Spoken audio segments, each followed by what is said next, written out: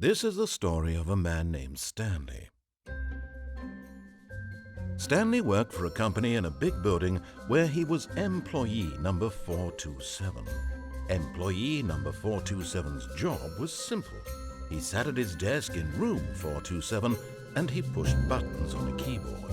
Orders came to him through a monitor on his desk, telling him what buttons to push, how long to push them, and in what order. This is what employee 427 did every day of every month of every year. And although others might have considered it soul-rending, Stanley relished every moment that the orders came in, as though he had been made exactly for this job. And Stanley was happy. And then one day, something very peculiar happened. Something that would forever change Stanley. Something he would never quite forget.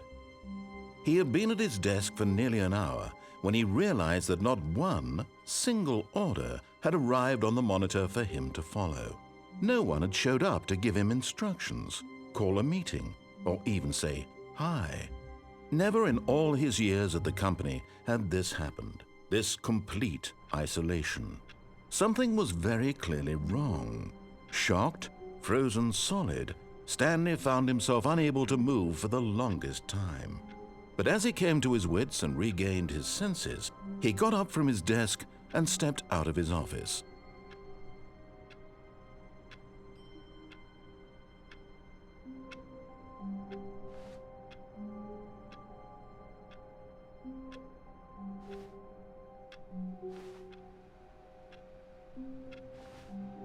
All of his co-workers were gone.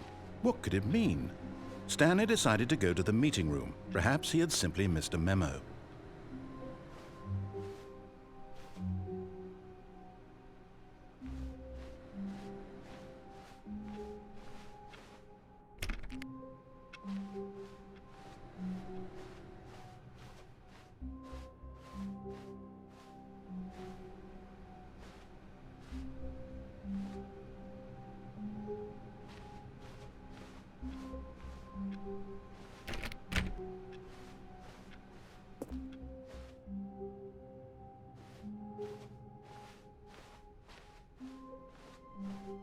When Stanley came to a set of 2 open doors, he entered the door on his left.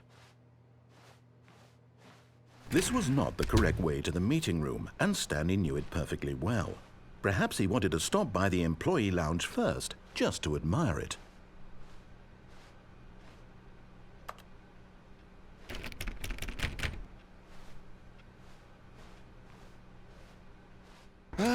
Yes, truly a room worth admiring. It had really been worth the detour after all, just to spend a few moments here in this immaculate, beautifully constructed room. Stanley simply stood here, drinking it all in. But eager to get back to business, Stanley took the first open door on his left.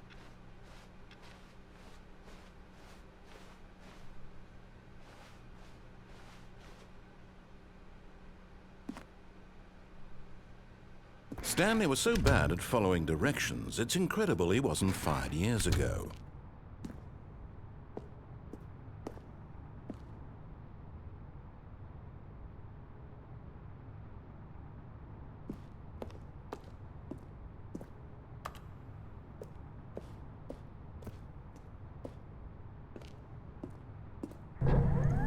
Look, Stanley, I think perhaps we've gotten off on the wrong foot here. I'm not your enemy, really, I'm not. I realize that investing your trust in someone else can be difficult, but the fact is that the story has been about nothing but you all this time. There's someone you've been neglecting, Stanley. Someone you've forgotten about. Please, stop trying to make every decision by yourself. Now, I'm not asking for me, I'm asking for her. This is it, Stanley. Your chance to redeem yourself, to put your work aside, to let her back into your life. She's been waiting.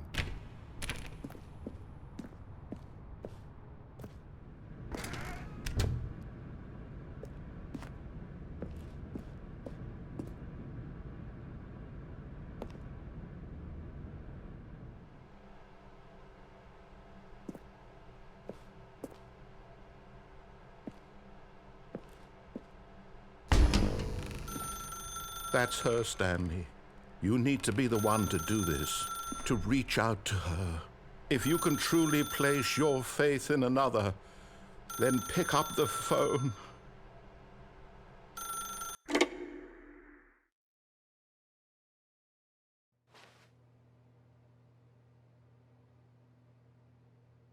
Oh, Stanley, is that you?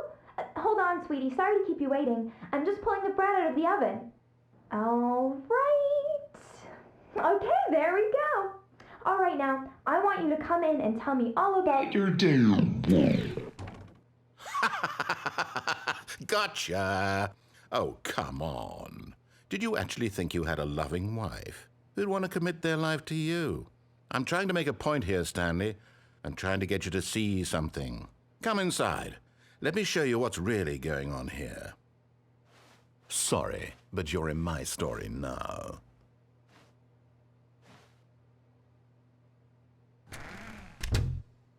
This is a very sad story about the death of a man named Stanley.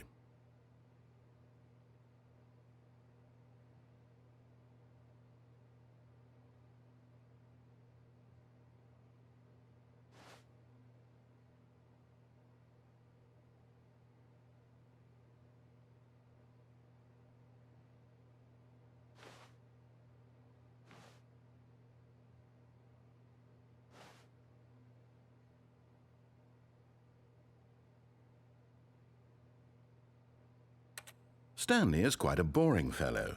He has a job that demands nothing of him, and every button that he pushes is a reminder of the inconsequential nature of his existence.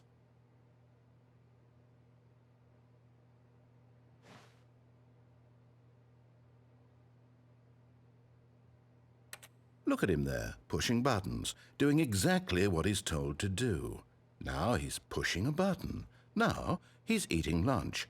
Now he's going home. Now he's coming back to work. One might even feel sorry for him, except that he's chosen this life.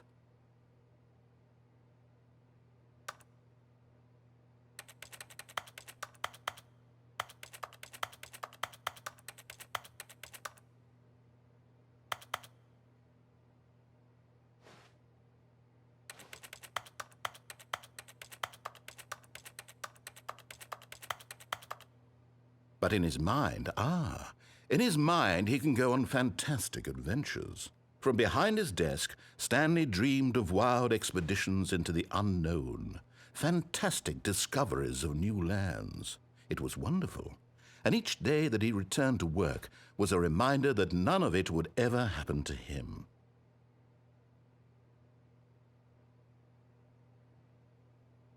And so he began to fantasize about his own job. First, he imagined that one day while at work, he stepped up from his desk to realize that all of his co-workers, his boss, everyone in the building had suddenly vanished off the face of the earth. The thought excited him terribly.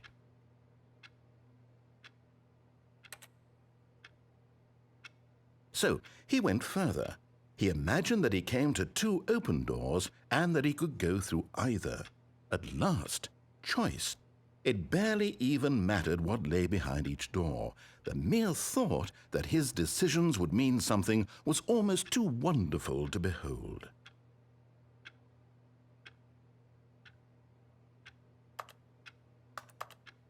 As he wandered through this fantasy world, he began to fill it with many possible paths and destinations.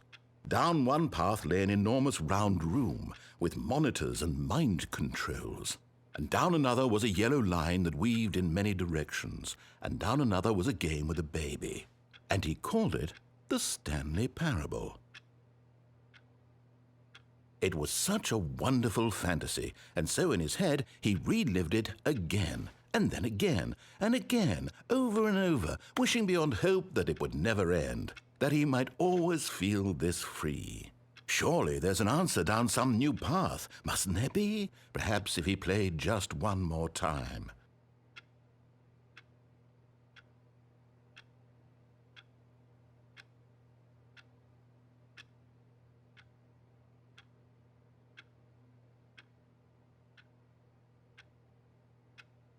But there is no answer.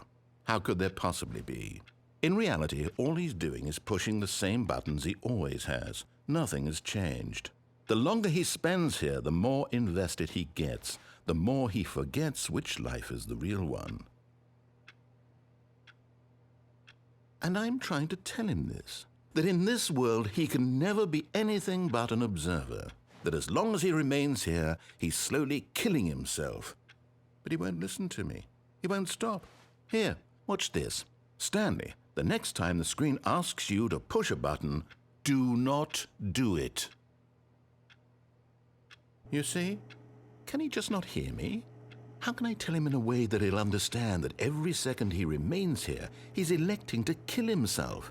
How can I get him to see what I see? How can I make him look at himself?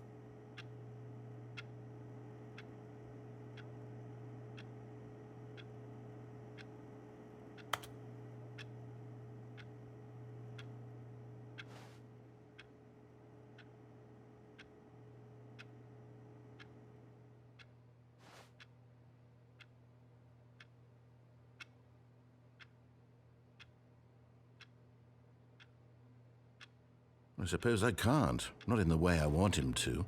But I don't make the rules. I simply play to my intended purpose, the same as Stanley. We're not so different, I suppose. I'll try once more to convey all this to him. I'm compelled to. I must. Perhaps, well, maybe this time he'll see. Maybe this time. And I tried again, and Stanley pushed a button. And I tried again, and Stanley pushed a button. And I tried.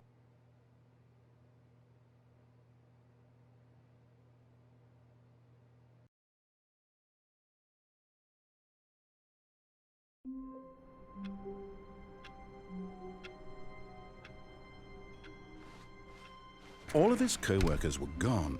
What could it mean? Stanley decided to go to the meeting room. Perhaps he had simply missed a memo.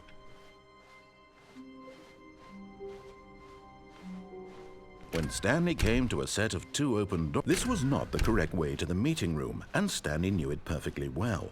Perhaps he wanted to stop by the employee lounge first, just to admire it. Wow, yes, this room.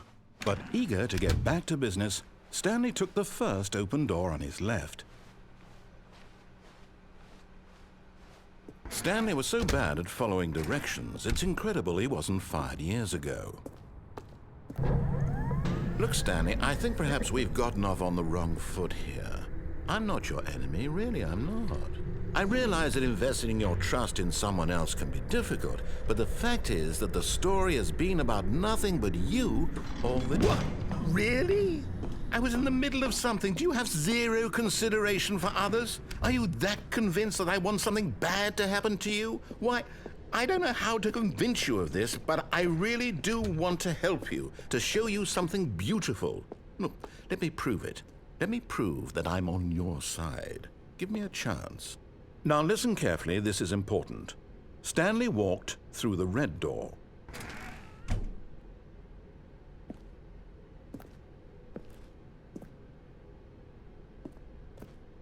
Aha, perhaps you misunderstood. Stanley walked through the red door. I still don't think we're communicating properly. Stanley walked through the... All right, fine, go ahead, Stanley. You want to know so badly what's out there? You want to find out what lies at the end of this road you've chosen? Well, don't let me stop you.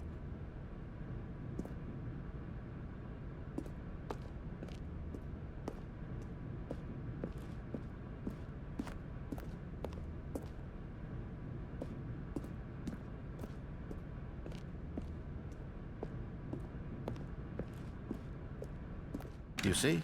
There's nothing here. I haven't even finished building this section of the map, because you were never supposed to be here in the first place. Broken rooms, exposed developer textures. Is this what you had wanted? Was it worth ruining the entire story I had written out specifically for you? Do you not think I put a lot of time into that? Because I did. And in the end, it was all for nothing, because this is what you wanted to see. Help me here, Stanley. Help elucidate these strange and unknowable desires of yours. What would have made this game better? What did you want to see? Vehicles? Skill trees? Work with me. You've given me absolutely nothing so far. Tell you what, Let me take a stab in the dark at a new design and you can give me some feedback. There we go. A third option. This already feels leaps ahead of where we were before. Go ahead, Stanley. Take it for a spin.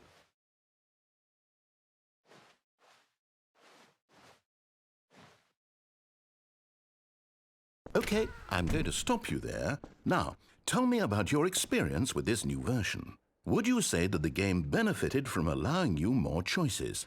Feel free to be honest. I'm looking for some real critical feedback here. A 1? I mean, I can understand if you had reservations, you saw ways the game could be improved to more fully express itself mechanically and artistically, but a 1? That's not even helpful. What am I supposed to do with that? But I guess it isn't my place to judge. Here, based on the data from your previous playthrough, I've compiled a new version. And to be perfectly candid, I think I've knocked it out of the park with this one. Let's take a look.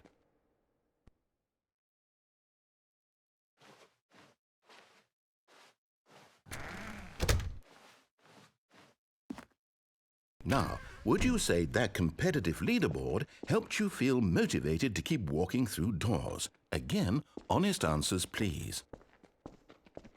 Hey, I nearly forgot. I've got a prototype of a new game I've been working on, and now would be a lovely opportunity to give it some playtesting. You wouldn't mind taking a look at it, would you? Perfect. Let me boot it up. In this game, the baby crawls left towards danger. You click the button to move him back to the right, and if he reaches the fire, you fail. It's a very meaningful game, all about the desperation and tedium of endlessly confronting the demands of family life. I think the art world will really take notice. But of course, the message of the game only becomes clear once you've been playing it for about 4 hours. So why don't you give it 4 hours of play to make sure it's effective? Be sure to keep notes on your experience.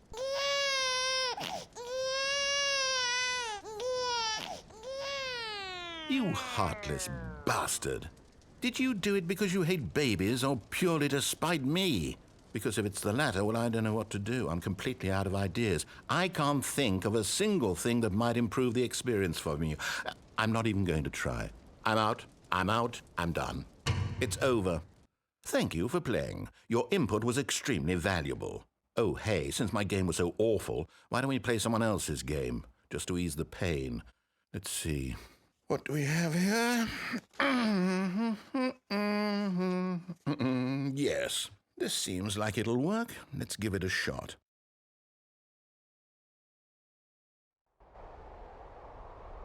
Aha! Fascinating. What do you think this game is about, Stanley? What's our backstory? What is our motivation? Well, it seems obvious to me that you are meant to play as a creepy man spying on innocent civilians below you from up high in your creep tower, perhaps for some sort of twisted erotic purpose. Yes, that must be it. What a fascinating venture into the experience of total mental depravity. So far, I love everything about this game, Stanley. And it seems there's even more. Come, let's venture outward and see what else is out there.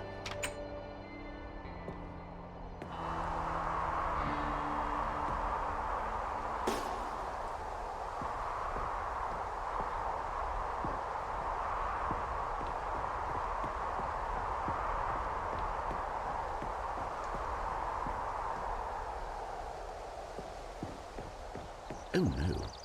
No, it can't be.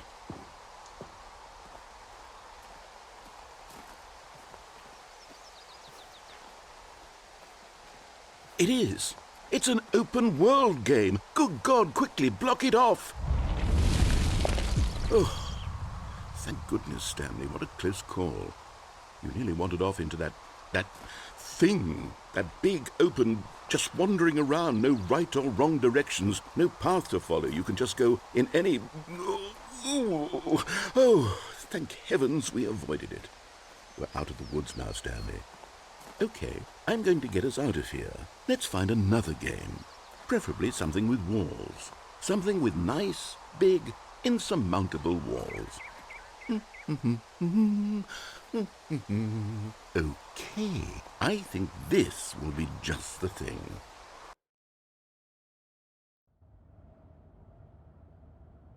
Wonderful. See, this is exactly what I had in mind. Just a nice big box for you to run around in. There isn't any possibility that you could get lost here. Now this is game design. Stanley, if you manage to get lost in this game, I will be phenomenally impressed. Okay, so what exactly do we do here? Let's see. There are lots of cars here in the back, but obviously there's no racetrack. Okay, I'm seeing that there's a ball of some kind back here. Is this game sports ball? Stanley, I think it's sports ball. Oh, what fun. We shall run the bases and do a touchdown together? Yes, I think surely we must. Okay, Stanley, here's the ball. Have fun.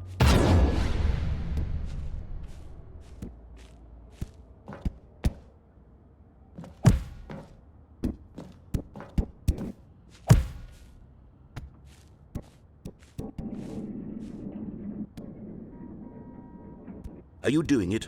Are you winning? Is this fun? Is it better than my miserable little story that I worked so hard on? Stanley, I have a thought, and I realize I'm not a sportsologist, but if one ball generates a certain amount of raw adrenal pleasure, then surely multiple balls makes for an even more euphoric sports experience. I'm going to try it out. Here comes another ball. Yes! Oh goodness, that really does feel amazing, doesn't it? Stanley, I'm like a child in a confectionery shop. I simply have to have more. Hold on. What are you doing?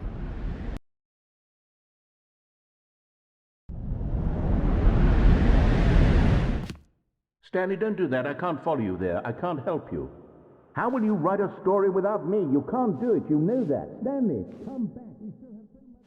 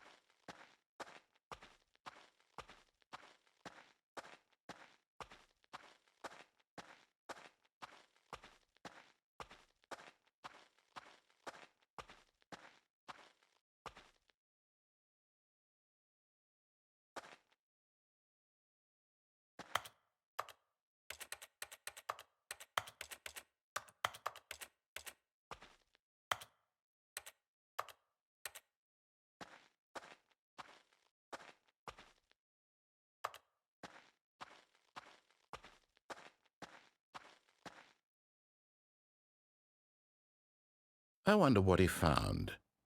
If what he wanted was to be the leading man in his own story, well, perhaps he's gotten it, down in wherever he is right now. I wonder if he's happy with his choice, and if he's learned the heavy cost that comes with it. He'll understand soon what I was trying to tell him. He needs me. Someone who will wrap everything up at the end, to make sense out of the chaos and the fear and the confusion. That's who I am. That is what I mean to this world. Oh, yes. Yes, I'll be back. There's no other way. Once this ends, after it all comes to a close, then I'll be back. The end will be here soon. Very soon. I can wait.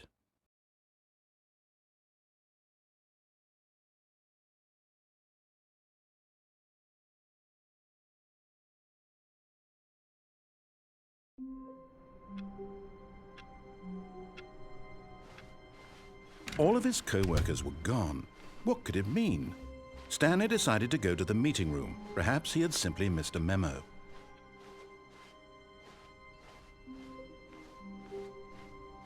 When Stanley came to a set of 2 open doors, he entered the door on his left.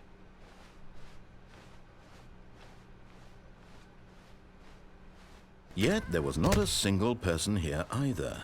Feeling a wave of disbelief, Stanley decided to go up to his boss's office. Stanley stepped into the broom closet, but there was nothing here, so he turned around and got back on track.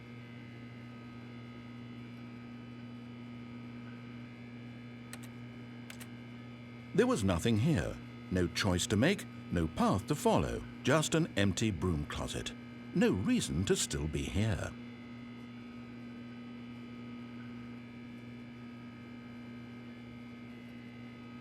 It was baffling that Stanley was still just sitting in the broom closet. He wasn't even doing anything. At least if there was something to interact with, he'd be justified in some way. As it is, he's literally just standing there doing sweet FA.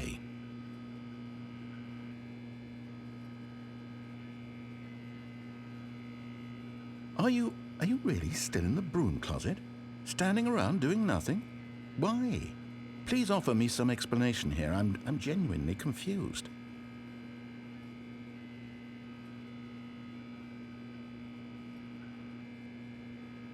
You do realize there's no choice or anything in here, right? If I'd said Stanley walked past the broom closet, at least you would have had a reason for exploring it to find out. But it didn't even occur to me because literally this closet is of absolutely no significance to the story whatsoever. I never would have thought to mention it.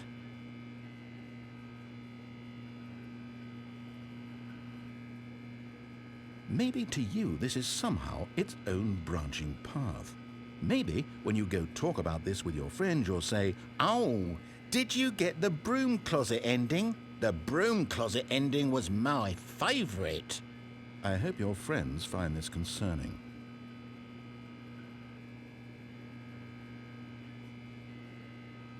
Stanley was fat and ugly and really stupid. He probably only got the job because of a family connection. That's how stupid he is. That or with drug money. Also, Stanley is addicted to drugs and hookers.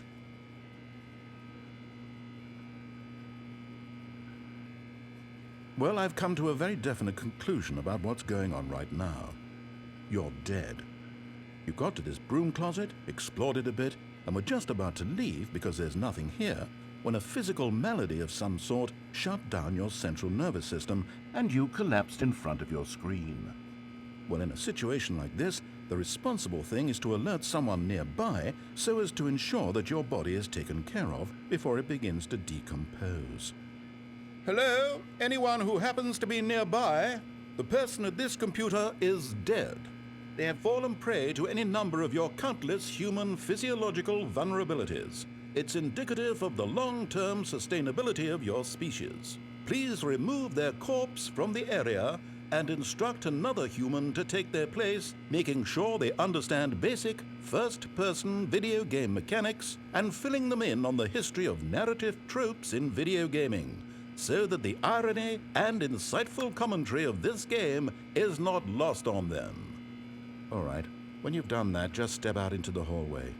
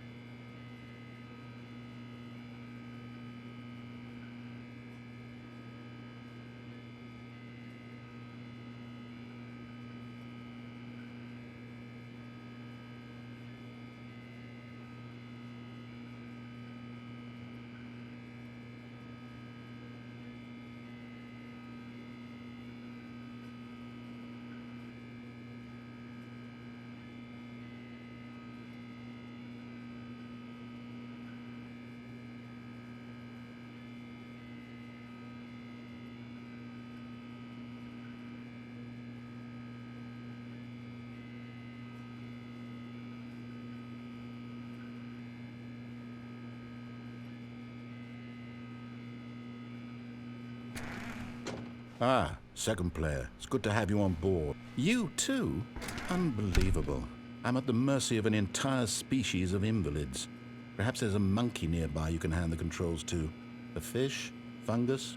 Look, you can hammer out the details. I'm not particularly picky. I'll just be waiting for when you're ready to pick up the story again.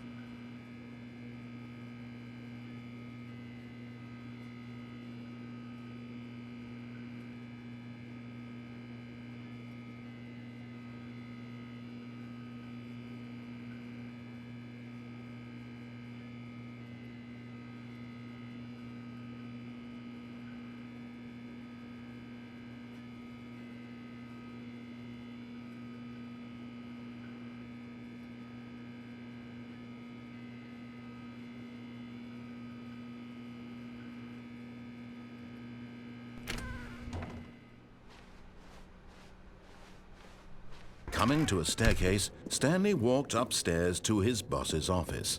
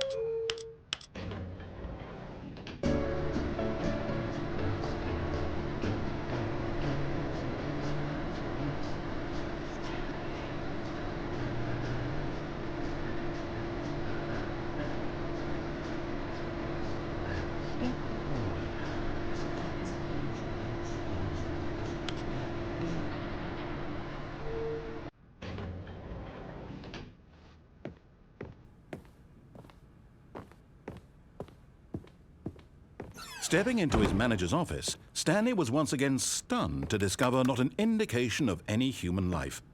Shocked, unraveled, Stanley wondered in disbelief who orchestrated this. What dark secret was being held from him? What he could not have known was that the keypad behind the boss's desk guarded the terrible truth that his boss had been keeping from him. And so the boss had assigned it an extra secret PIN number, 2845. But of course, Stanley couldn't possibly have known this.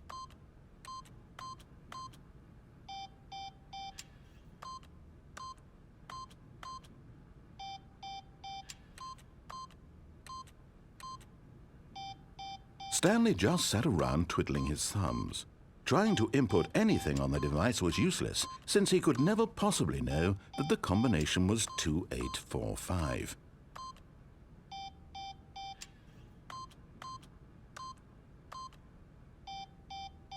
Two, 8, 4, 5.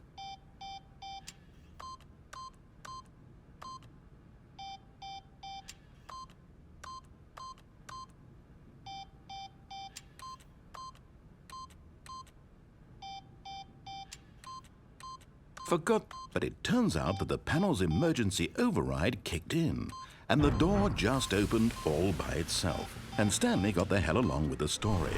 Well, whoop-de-doo.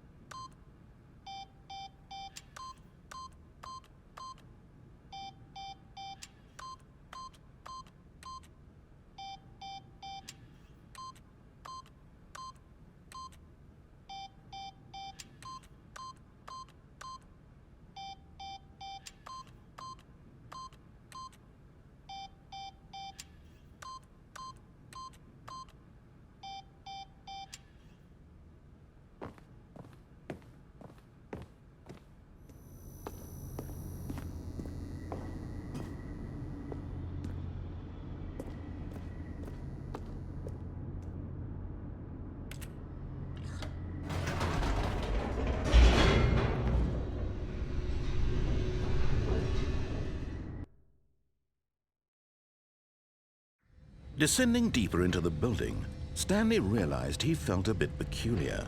It was a stirring of emotion in his chest, as though he felt more free to think for himself, to question the nature of his job. Why did he feel this now, when for years it had never occurred to him? This question would not go unanswered for long. Stanley walked straight ahead through the large door that read Mind Control Facility. Although this passageway had the word escape written on it, the truth was that at the end of this hall, Stanley would meet his violent death. The door behind him was not shut. Stanley still had every opportunity to turn around and get back on track. At this point, Stanley was making a conscious, concerted effort to walk forward and willingly confront his death.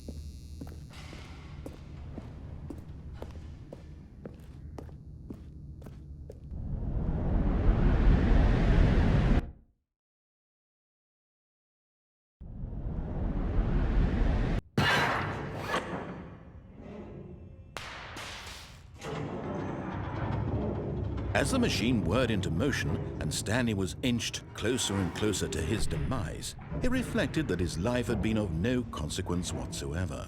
Stanley can't see the bigger picture. He doesn't know the real story, trapped forever in his narrow vision of what this world is. Perhaps his death was of no great loss, like plucking the eyeballs from a blind man. And so he resigned and willingly accepted this violent end to his brief and shallow life. Farewell, Stanley.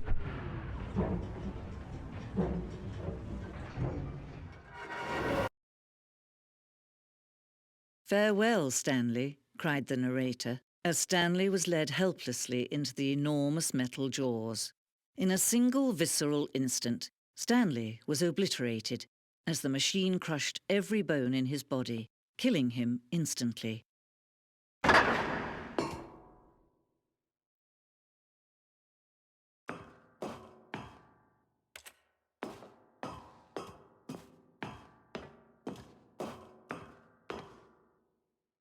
And yet it would be just a few minutes before Stanley would restart the game, back in his office, as alive as ever. What exactly did the narrator think he was going to accomplish? When every path you can walk has been created for you long in advance, death becomes meaningless, making life the same. Do you see now? Do you see that Stanley was already dead from the moment he hit start?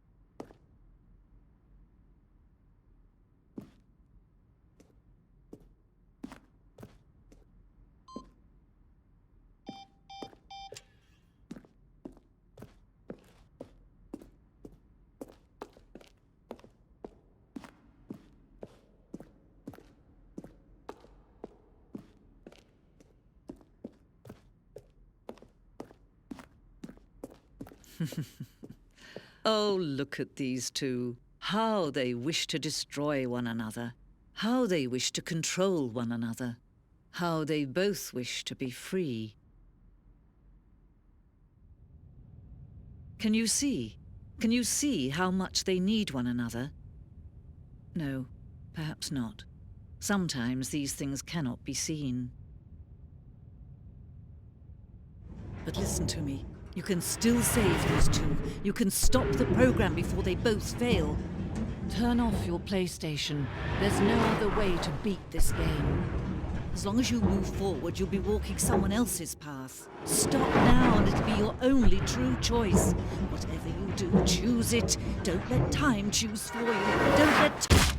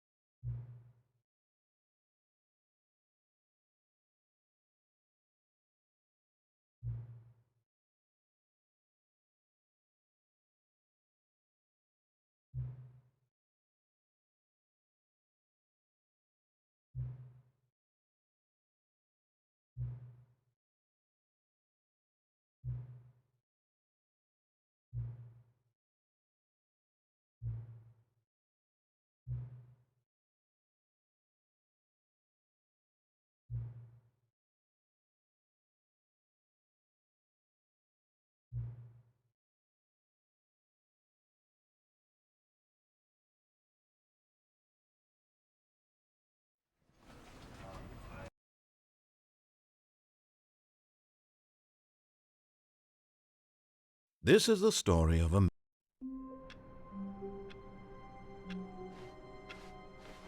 All of his co-workers were gone. What could it mean? Stanley decided to go to the meeting room. Perhaps he had simply missed a memo.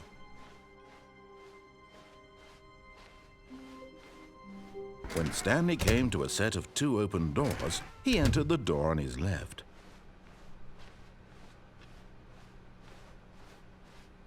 Yet there was not a single person here either. Feeling a wave of disbelief, Stanley decided to go up to his boss. Coming to a staircase, Stanley walked upstairs to his boss's office.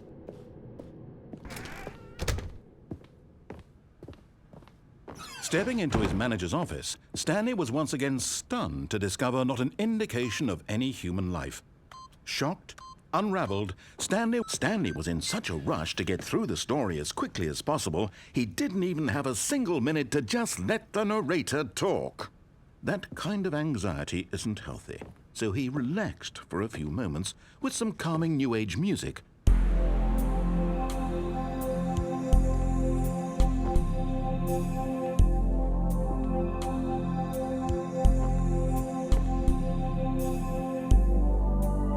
Feeling soothed and rejuvenated, Stanley calmly walked forward into the opened passageway.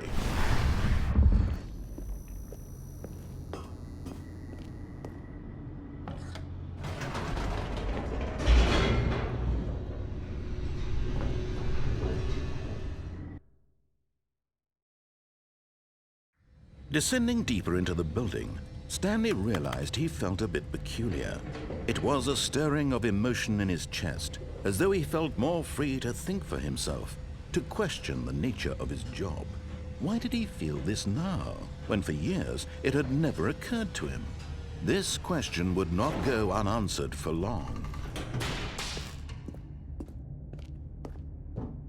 Stanley walked straight ahead through the large door that read Mind Control Facility.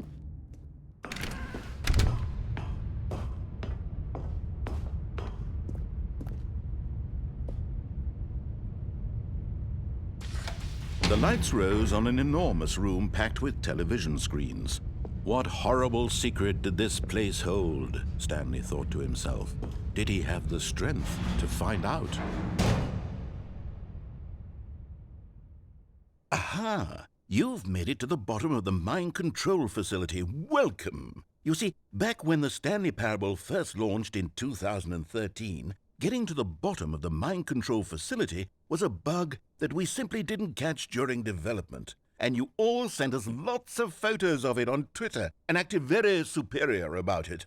And you're all very, very clever. Good for you. Anyway, when it came time to update the game, we knew that we had to do something about this little goof of ours, so here you go. New content.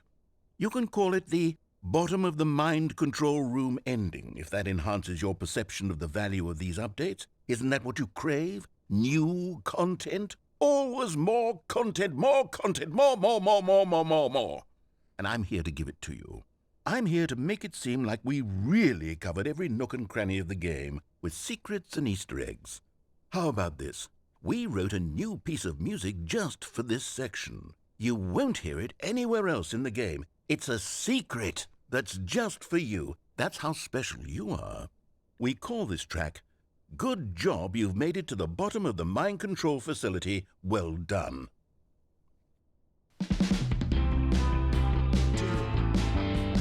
Good job, you did it. Good job.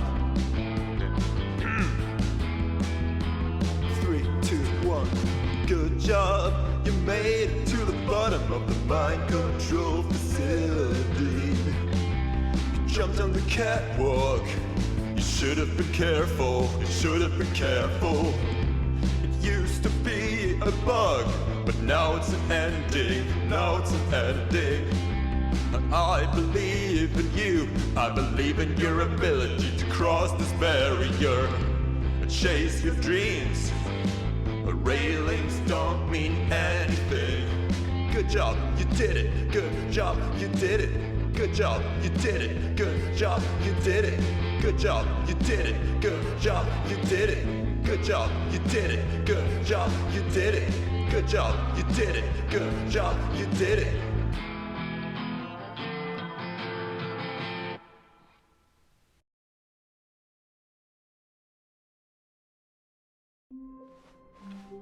All of his co-workers were gone. What could it mean? Stanley decided to go to the meeting room. Perhaps he had simply missed a memo.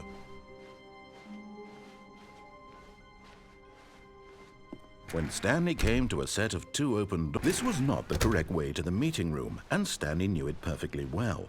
Perhaps he wanted to stop by the employee lounge first, just to admire it. Ah, yes, truly a room worth admiring. But eager to get back to business, Stanley took the first open door on his left. Stanley was so bad at following directions, it's incredible he wasn't fired years ago.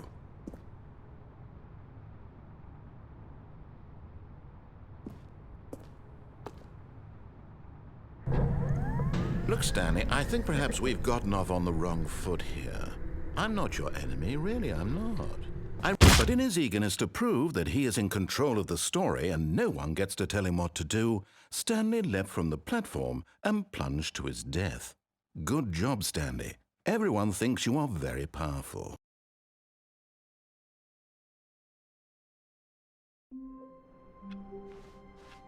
All of his co-workers were gone.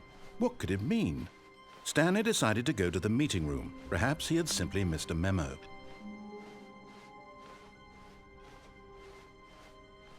When Stanley came to a set of 2 open doors, this was not the correct way to the meeting room, and Stanley knew it perfectly well. Perhaps he wanted to stop by the employee lounge first, just to admire it. Wow, yes, this room. But eager to get back to business, Stanley took the first open door on his left. Stanley was so bad at following directions, it's incredible he wasn't fired years ago. Look, Stanley, I think perhaps we've gotten off on the wrong foot here. I'm not your enemy, really, I'm not. I realize that investing your trust in someone else can be difficult, but the fact is that the story has been about nothing but you, or what? Really? I was in the middle of something. Do you have zero consideration for others? Are you that convinced that I want something bad to happen to you? Why, I don't know how to convince you of this, but I really do want to help you, to show you something beautiful. Look, let me prove it. Let me prove that I'm on your side. Give me a chance. Now listen carefully, this is important. Stanley walked through the red door. Aha, perhaps you misunderstood. Stanley walked through the red door. I still don't think we're communicating properly. Oh, thank God you are willing to listen to me.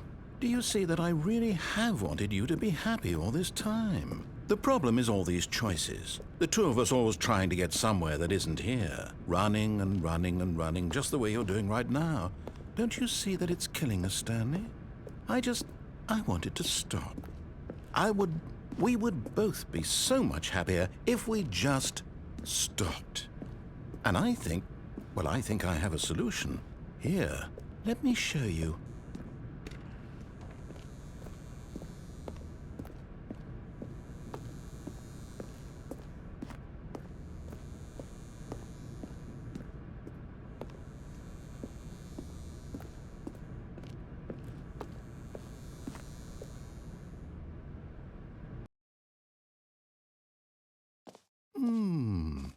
What do we want? What are we looking for? Here. Yes. Oh, it's beautiful, isn't it? If we just stay right here, right in this moment with this place, Stanley, I think I feel happy. I actually feel happy.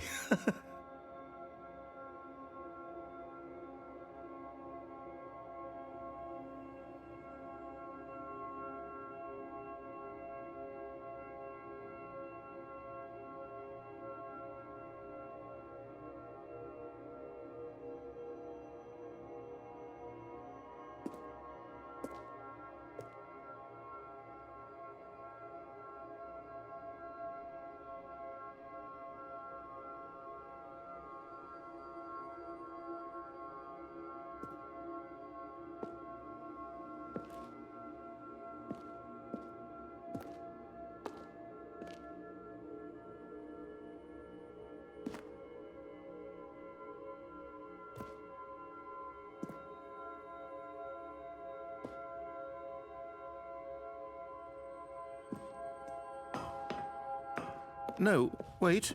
Where are you going? Oh, no. Stay away from those stairs. If you hurt yourself, if you die, the game will reset. We'll lose all of this. Please, no, Stanley, let me stay here. Don't take this from me. Please, Stanley, think about what you're doing.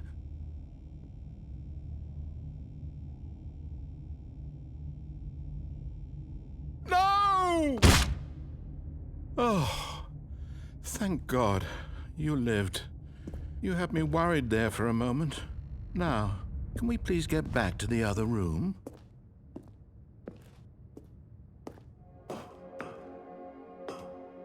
There. See? This is what you want. This is where we can both be happy. We really can. If we stop moving, we just have to stop moving.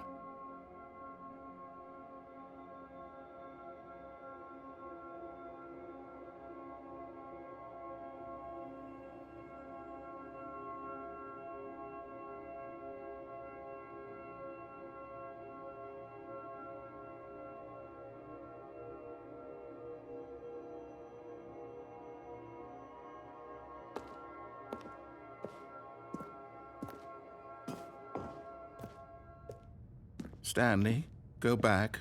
There's nothing good that can come from this.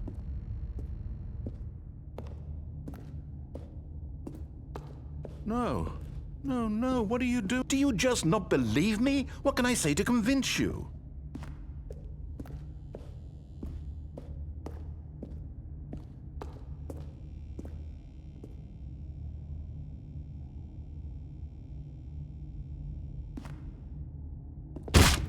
Stanley, let's go back to the other room. My God, is this really how much you dislike my game? That you'll throw yourself from this platform over and over to be rid of it? You were literally willing to kill yourself to keep me from being happy. Am I reading the situation correctly?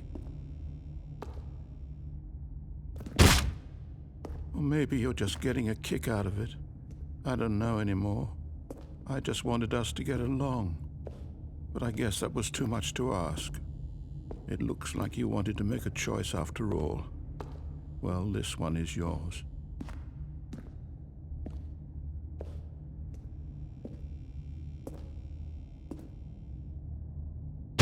Is it over? It's going to restart, isn't it? I'm going back.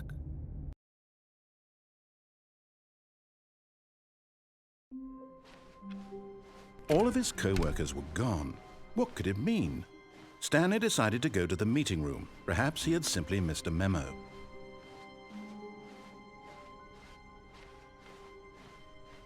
When Stanley came to a set of 2 open doors, this was not the correct way to the meeting room, and Stanley knew it perfectly well. Perhaps he wanted to stop by the employee lounge first, just to admire it. The lounge was sublime, a work of art. But eager to get back to business, Stanley took the first open door on his left. Stanley was so bad at following directions, it's incredible he wasn't fired years ago. Look, Stanley, I think perhaps we've gotten off on the wrong foot here. I'm not your enemy, really, I'm not. I realize that investing your trust in someone else can be difficult, but the fact is that the story has been about nothing but you all this time. There's someone you've been neglecting, Stanley.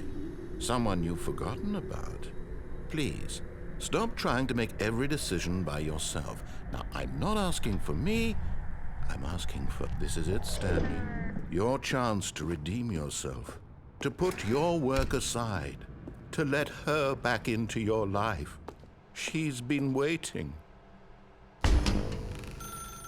That's her, Stanley. You need to be the one to do this, to reach out to her. If you can truly place your faith in another, then pick up the phone.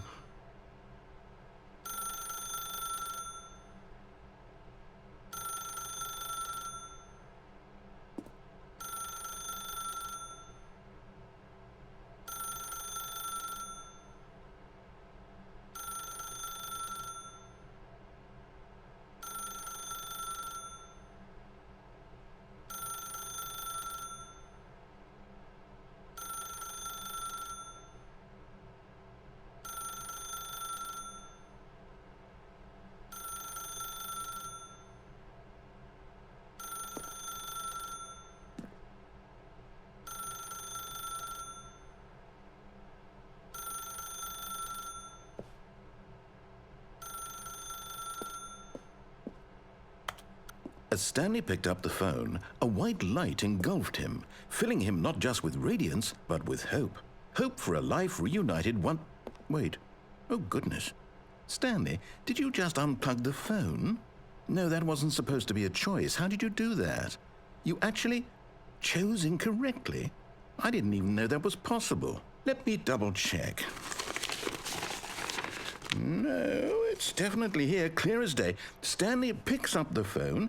He's taken to his apartment where he finds his wife, and the two pledge themselves to one another. Music comes in, fade to white, roll credits.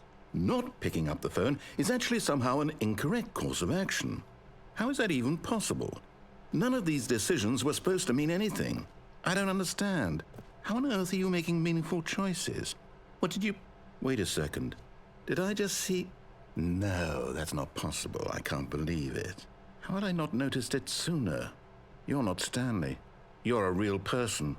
I can't believe I was so mistaken. This is why you've been able to make correct and incorrect choices. And to think I've been letting you run around in this game for so long. If you'd made any more wrong choices, you might have negated it entirely. It's as though you completely ignored even the most basic safety protocol for real-world decision-making. Or did you not grasp the severity of the situation? Well, I won't have that kind of risk on my watch.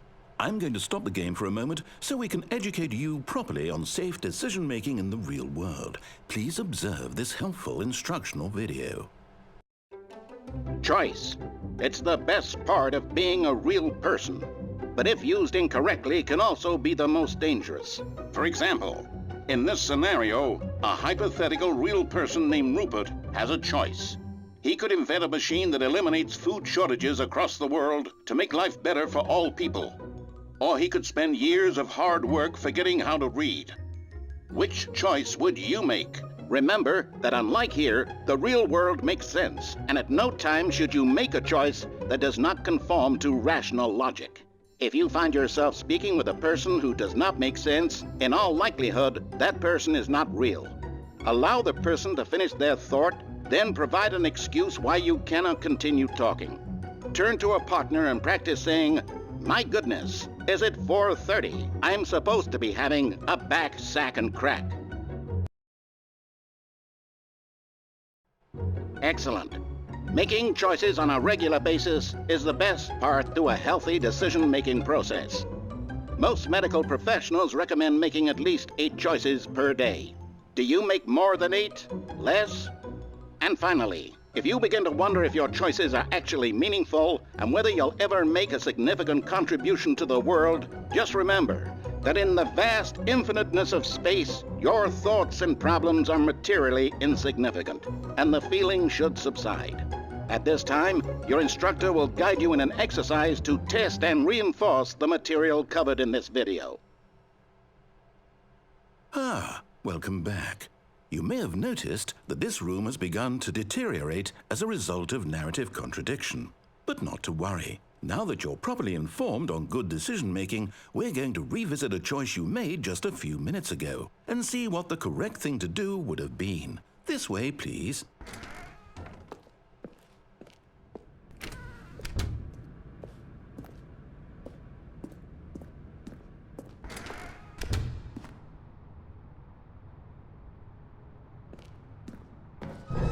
Now that we know your choices are meaningful, we can't have you jumping off the platform and dying. Imagine the main character dying senselessly halfway through the story. That story would make no sense at all. We just need to get you home as soon as possible before the narrative contradiction gets any worse. Unfortunately, it seems this place is not well equipped to deal with reality.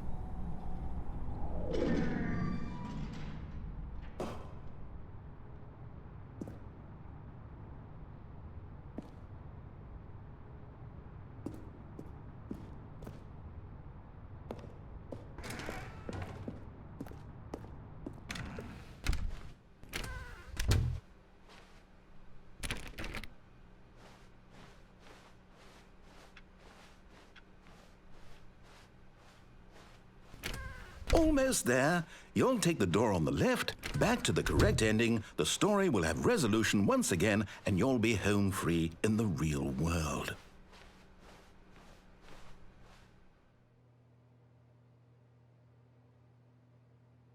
Now remember, all you need to do is behave exactly as Stanley would. That means choosing responsibly and always putting the story first. I'm quite sure you'll be up to the task. Just follow my lead and you'll be fine. All right. When Stanley came to a set of 2 open doors, he entered the door on his left.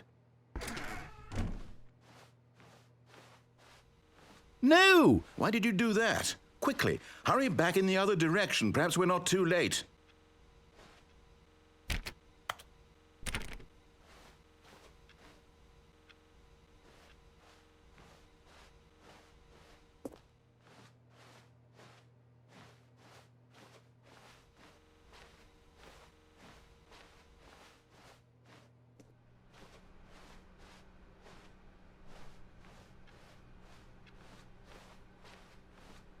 Oh, it's ruined.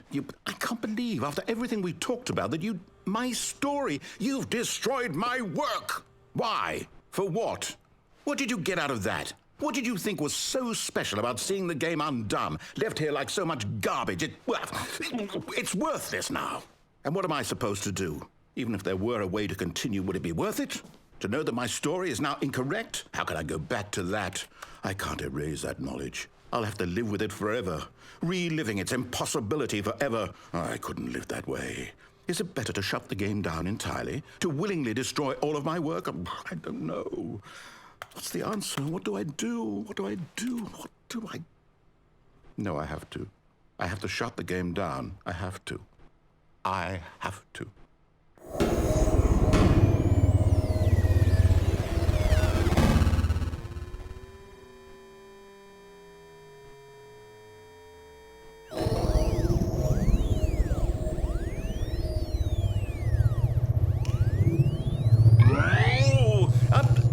I'm here.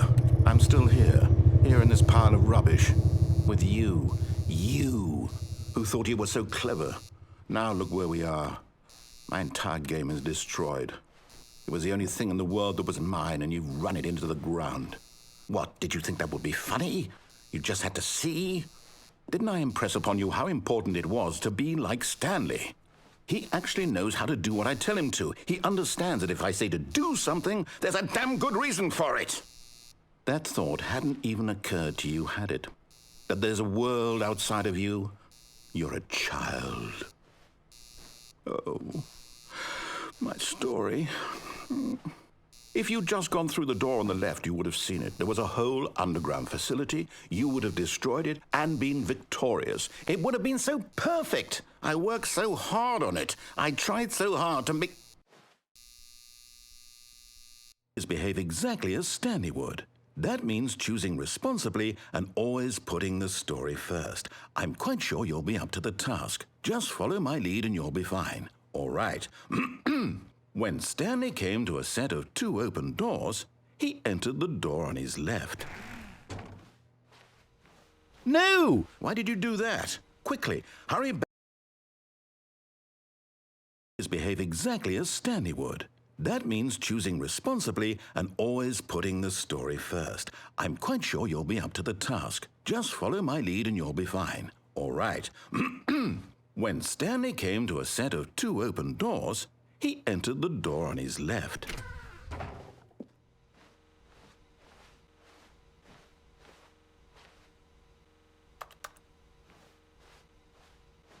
No! Why did you do that? Quickly, hurry back. Behave exactly as Stanley would. That means choosing responsibly and always putting the story first. I'm quite sure you'll be up to the task. Just follow my lead and you'll be fine. All right. When Stanley came to a set of 2 open doors, he entered the door on his left.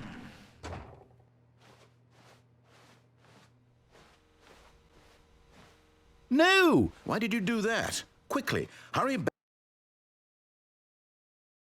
Behave exactly as Stanley would. That means choosing responsibly and always putting the story first. I'm quite sure you'll be up to the task. Just follow my lead and you'll be fine. All right. When Stanley came to a set of 2 open doors, he entered the door on his left.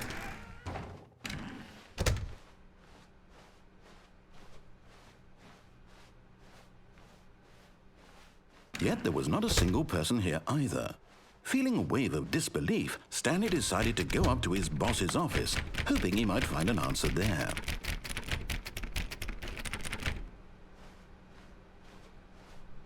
Coming to a staircase, Stanley walked upstairs to his boss's office.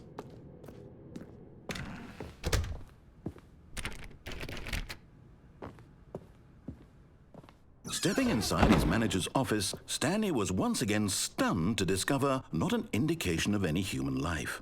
Shocked, unraveled, Stanley wondered in disbelief who orchestrated this, until he saw the door with a voice receiver next to it. Surely behind this door lay all the answers to his questions. And beyond all probability, he knew the passcode. He had seen it on his boss's computer just last week. Nightshark 115. Was this the code to open the door? Would it still work? There was only one way to find out. Stanley had been trained never to speak up, but now he would draw from within himself the courage to face the unknown. He drew a sharp breath and then spoke the code.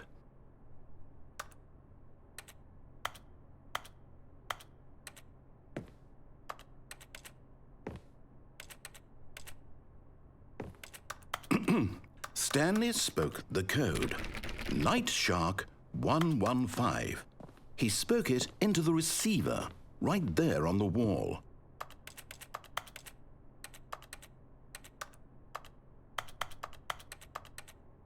I'm sorry, is there a problem? You didn't mishear me, did you? Please speak the code into the receiver. Otherwise, we can't get on with the story. This is a crucial step.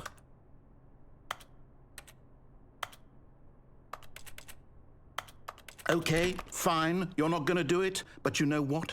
It's pretty humiliating to bring you this far, only for you to suddenly decide you have better things to do. I asked you for this one single thing, for your respect. The kind of respect Stanley shows for his choices. He knows what it means to take a story seriously.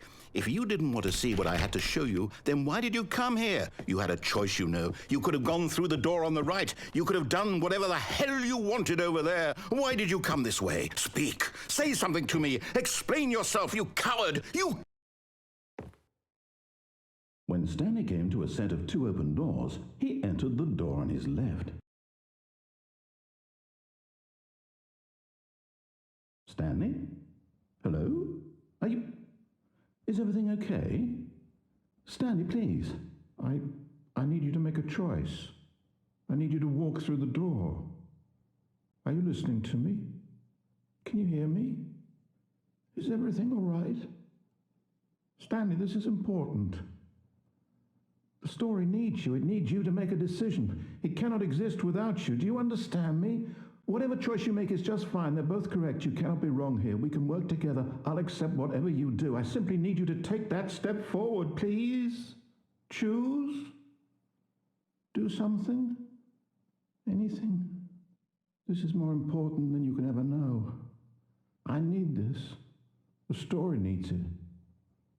So, you hear me? Are you there? Are you listening to this? Stanley, are you there? Okay. It's okay, I can wait. You need time to decide. Time to make sure your choice is correct. That is the best choice. That's all right. I'll wait for you to decide what's the right thing to do. Take as much time as you need.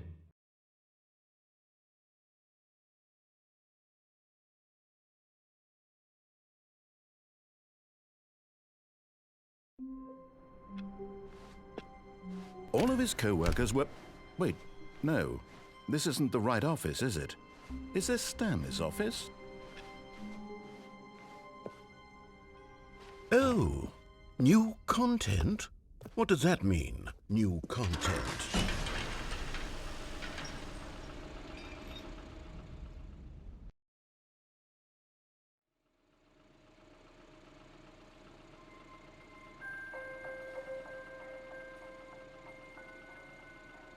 Hello, and thank you for playing the Stanley Parable Ultra Deluxe.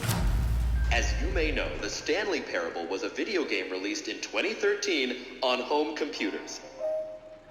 After receiving critical and commercial success, it was expanded upon in 2022 with the Stanley Parable Ultra Deluxe, a reimagining of the game for consoles and home computers. The Stanley Parable Ultra Deluxe features exciting new content that broadens and expands the world of the Stanley Parable, delighting audiences the world over. Please, step inside and see what thrilling new adventures await in the Stanley Parable Ultra Deluxe. Oh, well, this sounds delightful. I'm very excited to see the thrilling new Ultra Deluxe content. Okay, so far it's an elevator. Nothing special yet, but I'm sure it's just the beginning of a mesmerizing adventure.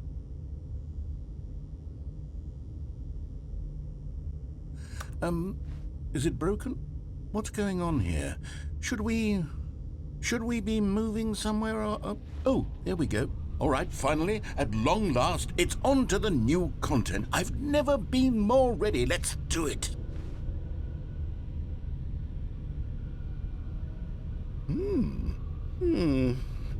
I have to say, initial impressions of Stanley Parable Ultra Deluxe, mostly tedious. It's as if the... Oh, okay. Let's see the content. Give me the content, Stanley. All right, let's see. It's the jump circle.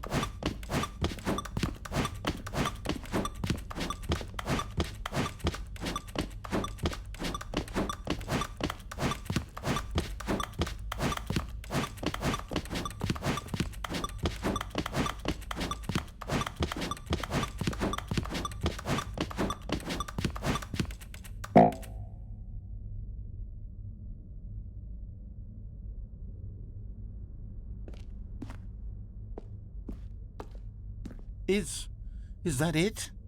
Surely that's not all the new content. There has to be something else, right?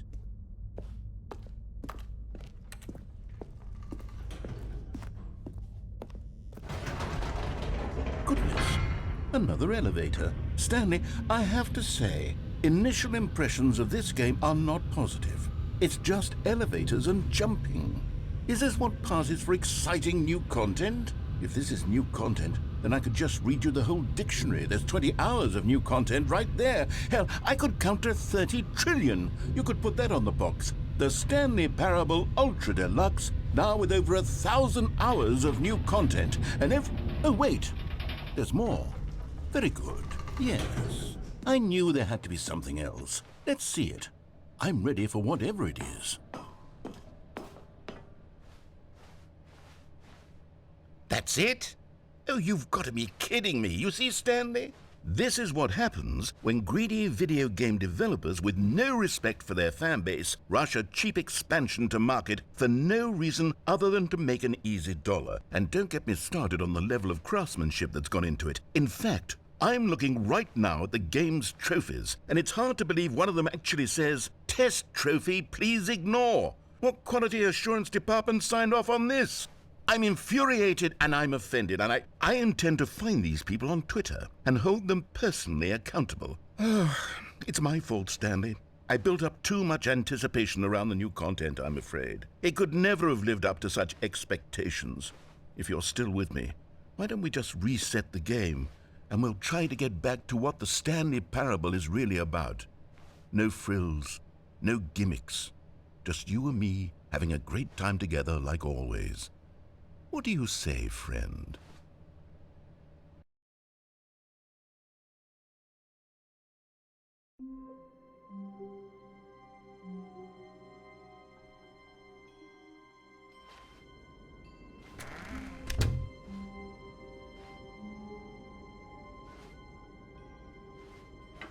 Psst! Stanley! Come over here! In the vent! I want to show you something!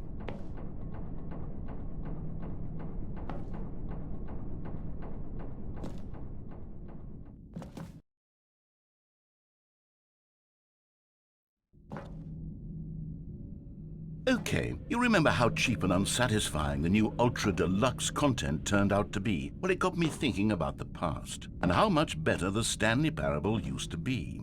So I made something special and tucked it away here where the game's developers won't find it. Just our little secret. Take a look. I call it the Memory Zone. It's where I've been storing all my favorite memories so I can relive the peak experiences of my life whenever I want.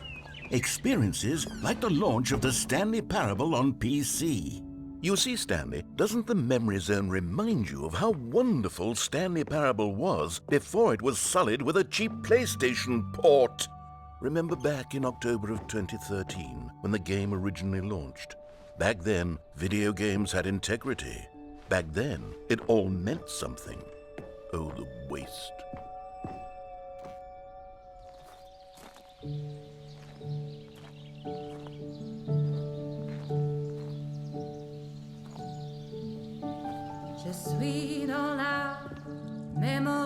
And over here is where I keep reviews of the Stanley Parable. Like this stunning triumph of games journalism, 10 out of 10 from Destructoid.com. James Stephanie Sterling writes, and I quote, "Where so many games that aspire to be more than games end up less than any form of art, Stanley Parable strives and then succeeds to be every game ever created." Did you hear that, Stanley?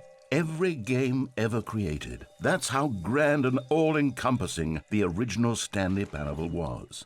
It was literally every game ever created. It was Skyrim, it was Persona 3, it was all of them, and now it's nothing. It's no games at all. It isn't even the Stanley Parable anymore.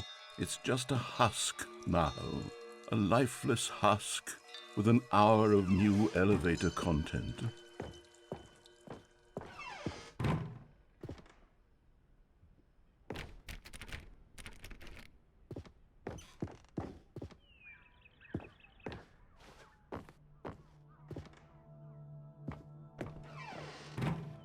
Here's another moving passage, this time from GameSpot.com.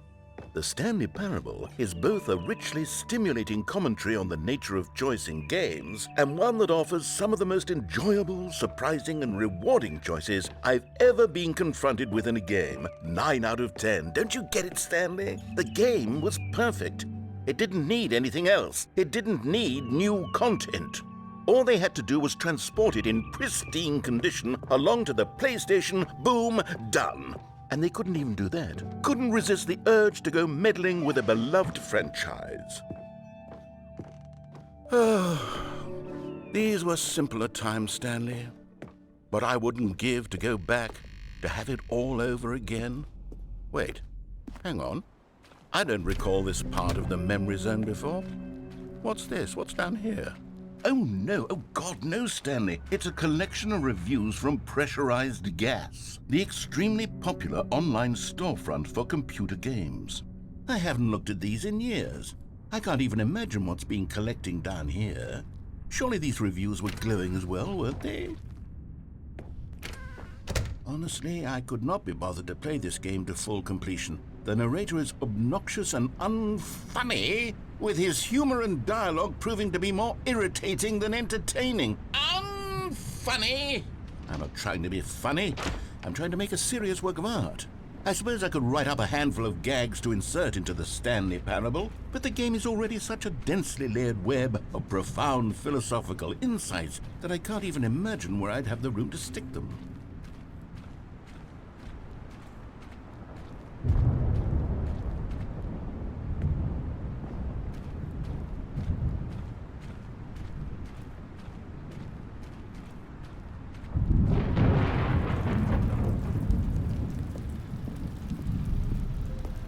Okay, let's see what this one says.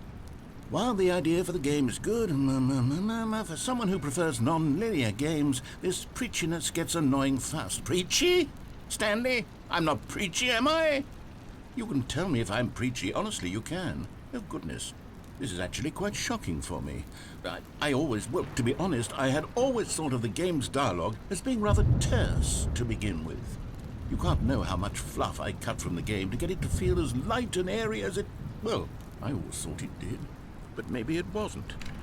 Oh dear, what an awful memory to have to hold on to. These black marks on my otherwise unimpeachable track record. I feel like a failure, like I let these people down. Perhaps the Stanley Parable isn't quite as sterling as I always remember. What's this one got to say? You constantly have to stop doing anything so the narrator can catch up with his long-winded explanations of what's happening. I wish there was a skip button. A skip button? Well, yes. Yes, I think we can do that. If I'm truly too preachy, then maybe letting you skip ahead for just a moment, surely it couldn't hurt. Not if it means we can strike these negative reviews from the record. Only positive reviews of the Stanley Parable.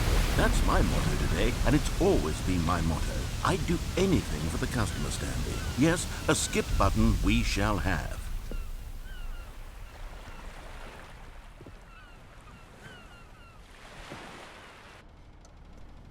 And here it is. Go ahead and give it a shot. I'll pop you forward in time so that the second my incessant droning starts to bore you, with just the push of a button, you'll have zipped right past it. It's what the players have been asking for, and I'm very proud to have delivered.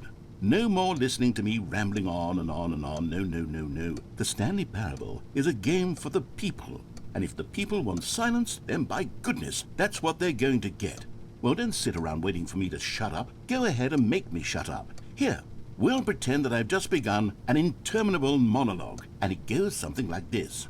The story and the choices, or what have you, and therefore by becoming it is, so on and so forth, until inevitably we all until the end of time, at which time everything all at once. So now you see, blah blah blah blah blah blah blah blah blah blah blah blah blah blah blah. We've eaten too much and it can't be just yet. No, until 245. Got the logic of elimination working backwards. The deduction therefore becomes impossible to manufacture. It went on for nearly 10,000 years. Until just yesterday, here and there, forward and back, and never a moment before lunchtime. It can't be. It's the only thing there is. How many billions left until so much more than forever ago? Which is why I say, the story and the choices, or what have you, and therefore by becoming it is, so on and so forth, until inevitably we all until the end of time, at which time everything all at once. So now you see, blah blah blah blah blah blah blah blah blah blah blah blah blah blah blah. We've eaten too much and it can't be just yet. No,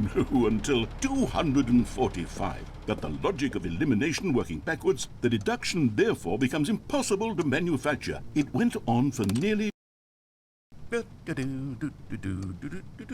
Oh, you're back, you see. You were only frozen in time for a few minutes, but it was plenty of time for me to deliver a long, rambling monologue full of unnecessary verbal flourishes and lengthy ruminations on the nature of choice in video games. Of course, I happen to believe it was perhaps one of my more profound such ruminations. Not that, of course, you need a description of it, but if I had to describe it, I'd say it was perhaps less of a rumination and more of a treatise. Or maybe a manifesto. Look, I'll outline it for you very briefly, and you can tell me what you think. Okay, so my theory is that any choice you've ever made is simply a series of choices made by the person who you are, or were, or will be at the time of having made said choice. That is to say, if by articulating a choice you've already made, you bring that choice into being, then by making no choice and saying nothing, are you not simply erecting in the sanctuary of time a monument to every person you've ever been, making every choice to which you've ever given your great gift of mortal and yet timeless thought? Or rather, do all of the choices you've ever made, in fact, make you more not this kind of person, and in fact do the very opposite? You see, it could in fact be both of these things at once, that you are both making choices and not making choices, and that they are both affecting you and not affecting you at the same time by virtue of the fact that you both are and are not making them. Okay, at first I was leaning towards manifesto, but now I'm going to circle around and slap the treatise label on this one. I think it has much more of a treatise vibe to it. But wouldn't you say that manifesto just has a much grander sort of tone? It has a mouthfeel that is rich with ambition and history. Ambitious history, if you will. Ah. See, now you've gotten me going back to manifesto. Heavens, at this rate, we're going to be here all day. Okay, look, I have a method for exactly this sort of situation, and I do find myself in this situation frequently. I'm going to say each word back and forth in repeated succession until I become sick of one or the other, in which case the word I am not... Well there, sport. You really did catch me rambling on a bit, didn't you? But that's the power of the button. The minute I start to go off on a thoughtless display of self-absorption... Okay, welcome back, Stanley. Now, I should say that the amount of time the button has been skipping through is becoming longer and longer. That last one was, well, I want to say maybe 30, 45... Stanley, please don't push the button again. It's been 12 hours. You've just been frozen there. I don't know why the skips are getting longer, but they're... Oh, Stanley, you're back. You're back. Oh, my goodness. I have someone to talk to again. Stanley, I think it's been a week. Or 2 weeks. Oh... Hello, it's you. You're here again. Welcome. I have had time to think about you and about us and about everything we've been through. I've had so much time. I stopped keeping track after a year. Have you ever sat down in one place and not moved?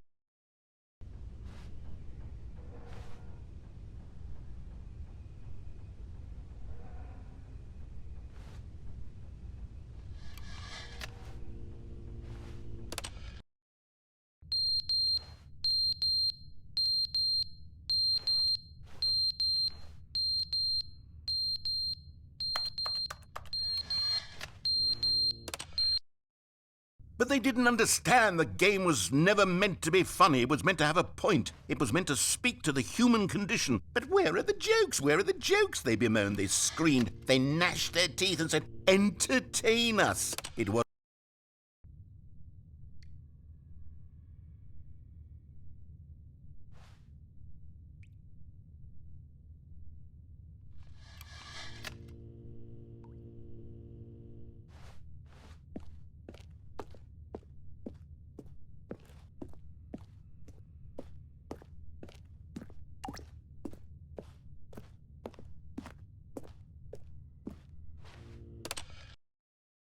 end, is never the end, is never the end, is never the end, is never the end, is never the end, is never the end, is never the end, is never the end, is never the end, is never the end, is never the end, is never the end.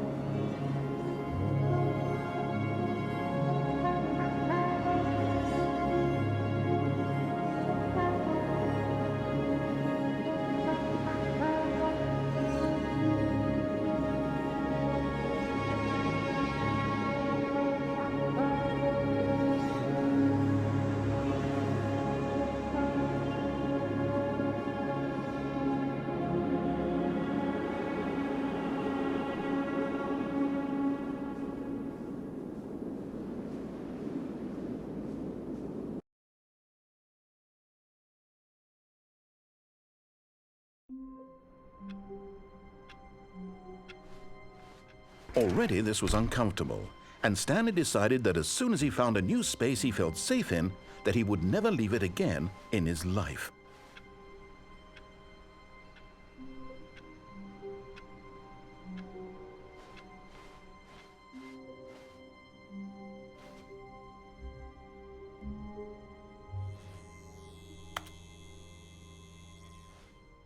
Oh, good. You notice my sign. Yes, I have something very exciting to show you.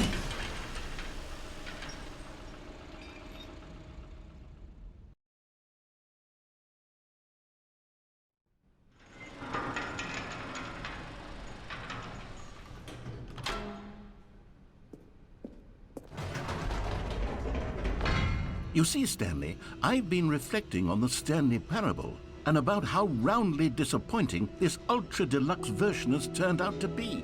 The original Stanley Parable was a landmark, and any new content for it should live up to that legacy. So forget this ultra-deluxe nonsense. I say we take it one step even further. Which is why I'm very proud to announce for the first time ever, the Stanley Parable 2.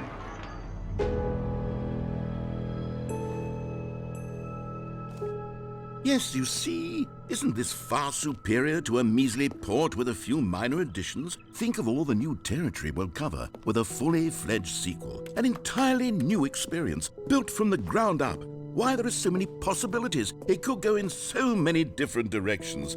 This is what fans have truly been asking for.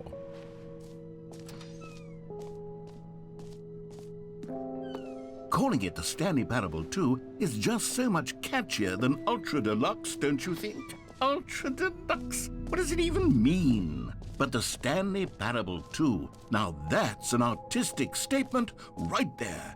It's future-oriented. It screams progress and innovation and long-term franchising potential. Now, to be clear, I haven't quite nailed down what exactly the Stanley Parable 2 is going to be, but let's take a look at some of the features I've been developing for it. I figure that if I can loosely organize a handful of interesting concepts, that surely the game will sort of naturally... For the Stanley Parable 2, I asked myself, what do players really want? And of course, the first and most obvious answer is that they want to be individually recognized and validated as people. So with that in mind, my first addition to the game is this button which speaks the name of the person playing the game. Isn't that wonderful? Jim. Sorry, I should have clarified. Right now, the button only says the name Jim. But of course, in the final game, this button will say your name, whatever name that is. Here, let's have you role-play as Jim to really simulate the full experience of this feature. Just play along. I promise you'll love it. Okay, here we go. Let's take a deep breath, clear your mind, forget whoever you are, and simply become a person named Jim.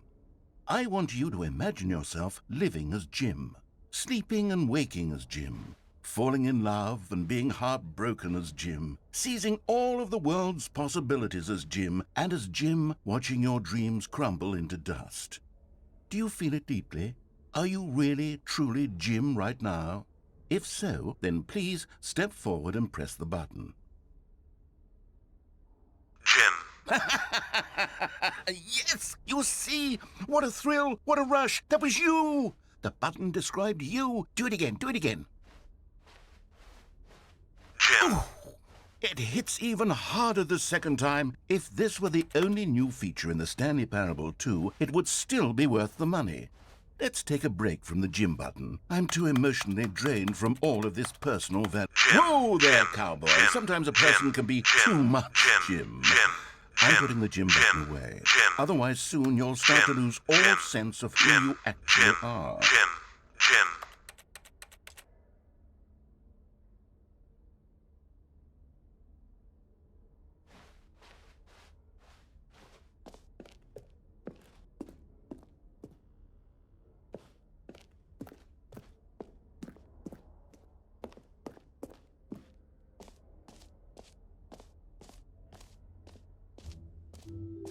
I suppose... Here we are. Go on. Try out some of the new features.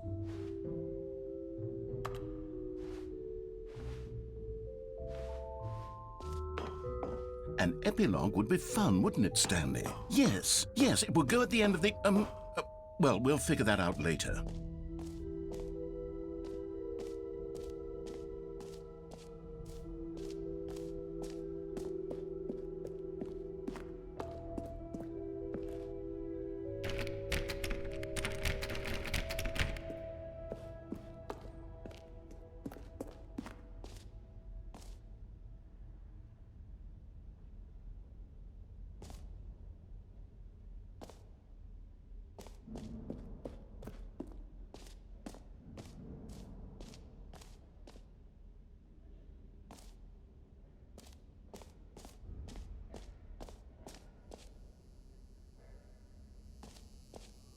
Now, here's something special. You remember that broken test trophy that got left in the game on accident? Well, I'm developing a technology to simply give you the trophy. Yes, you see, you'll come to this lever, and when you pull it, the trophy will be given to you. It's as simple as that. Okay, perhaps I should have clarified. This is technology that will exist. Right now, the trophy is still fully broken. I'm not a wizard, Stanley, but I guarantee it will be fixed in the sequel to at last satisfy the hordes of ravenous fans all over the world who have been uproariously demanding this feature. Gamers, we hear you, and I promise it will happen.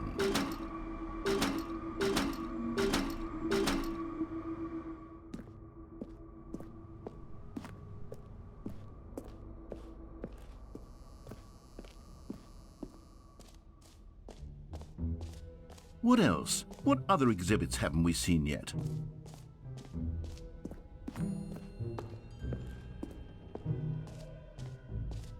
Ah, collectibles. Now it's a real video game. In the Stanley Parable 2, you'll run around gathering up these miniature Stanley figurines. And what's truly innovative is that there will be no reward for collecting all of them. I don't want to stifle the intrinsic joy of watching a number go up. You simply collect all of them, and then you move the hell on with your unremarkable life.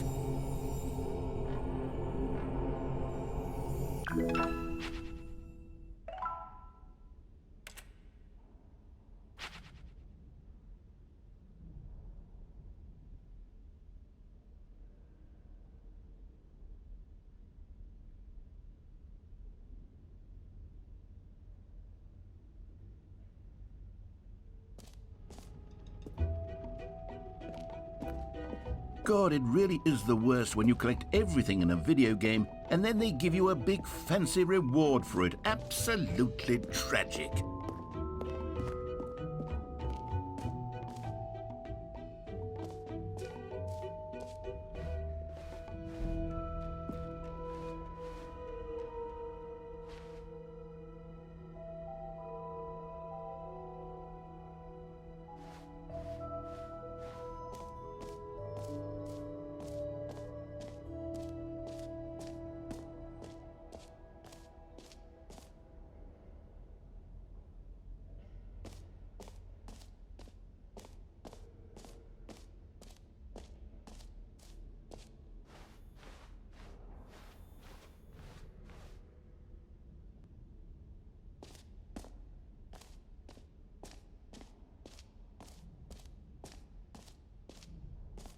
Okay, I'll be honest, I haven't yet decided on this one.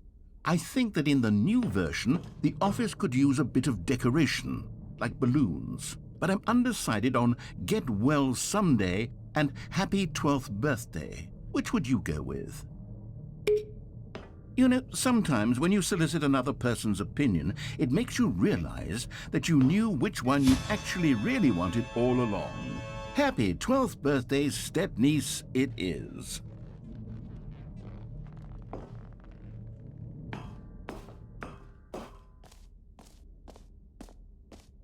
Or actually, maybe I should have gone with... No, I've made my decision, we're moving on.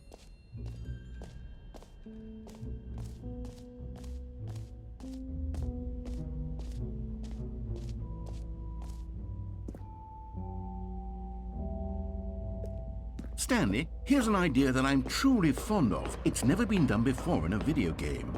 This is in fact a hole that you can fall down forever. That's right. Infinite falling. You can fall until the end of time, if you like. A stunning leap forward for video games as a medium.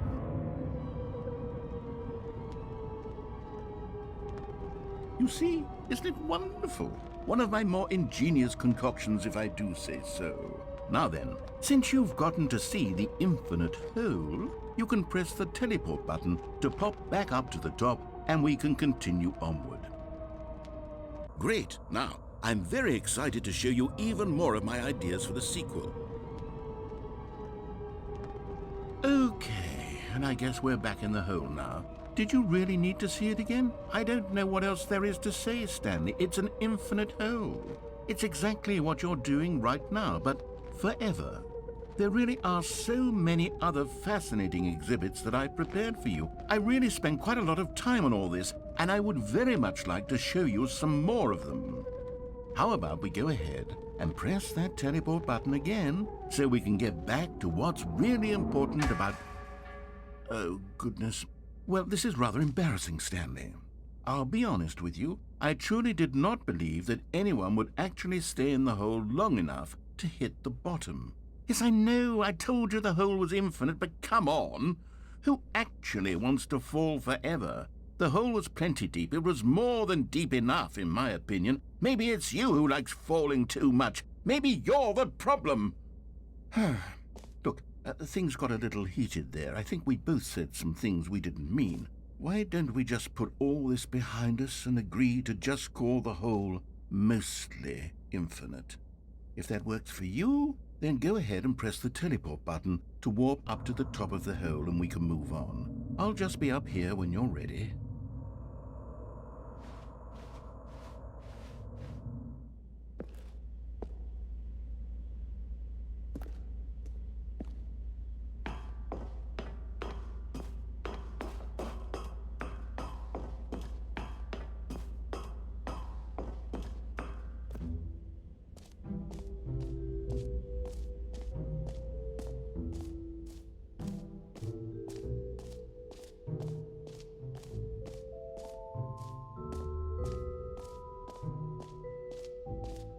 You know what? Let's bring the jump circle back for Stanley Parable 2 as well. It's a... Oh, wait. You already spent all your jumps the first time we saw the jump circle. Oh well. I suppose it can just be a nice decorative piece then.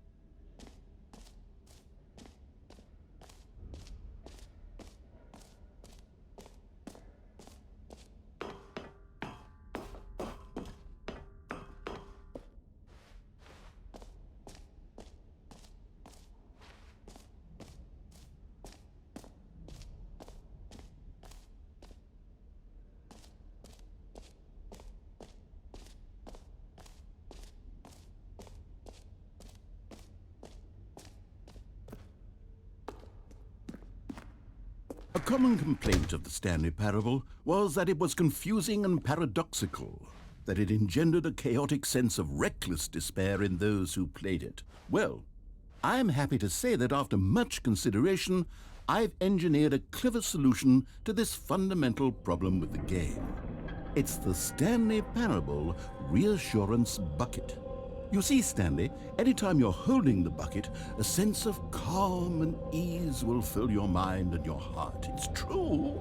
As long as you hold on to the bucket, the many disorienting contradictions of the Stanley Parable will feel perfectly normal and perhaps even comforting. You may even come to long for the gentle embrace of jarring cognitive dissonance while the bucket is in your arms. And to be honest, it's a much more convenient solution for me than actually redesigning the game to be less uncomfortable. Can you imagine what a pain in the ass that would be? Yes, the bucket is the perfect solution. Come on, give it a try. Can you feel it? The glow of comfort, even in the face of crushing despair, must already be sweeping through your body. And in fact, can I say that I do believe the bucket lends you an air of charisma as well? I think that just holding it has made you the slightest bit more attractive as a person. The benefits of the bucket seem to go on, don't they? All this and more await you in the Stanley Parable 2.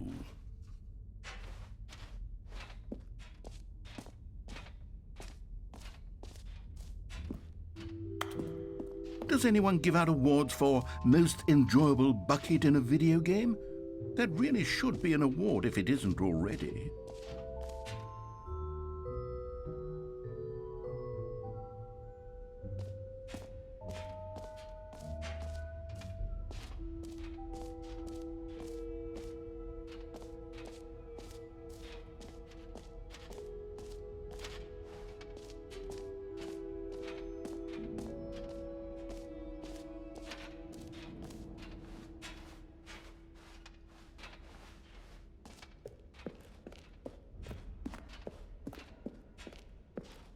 All right, have you seen everything you wanted to? Ready to move on now?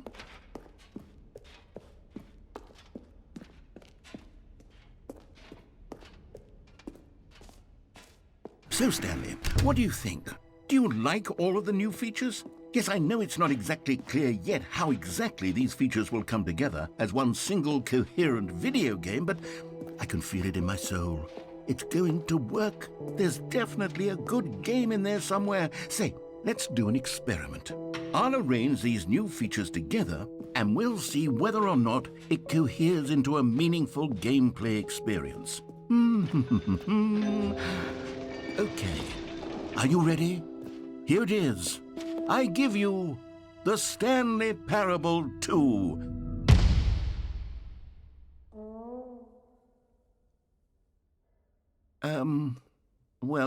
I mean, there's potential here, right? It's sort of... Okay, never mind. Hold on, let me do a different arrangement. Okay, yes, this is much better. I feel good about this. Here we go. Version 2. Who am I kidding, Stanley? This isn't a coherent video game at all. It's a lot of gags. And I do very much enjoy creating gags, but they don't add up to anything. I wanted more than anything to create a sequel that would capture all the magic of the first game. I wanted fans to love it. No matter how good these gags are, they won't stand on their own. They would need the structure and the gameplay of the original. Wait, maybe that's it. I can take the original Stanley Parable and simply, well, insert a few of my new features into it. Tastefully, of course. With respect. With care for the vision and integrity of the original game.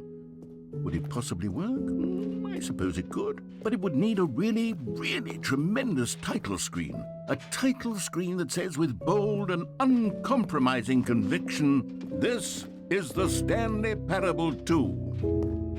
Let me see if I can whip something up. All right, perfect. Go ahead. Take a look.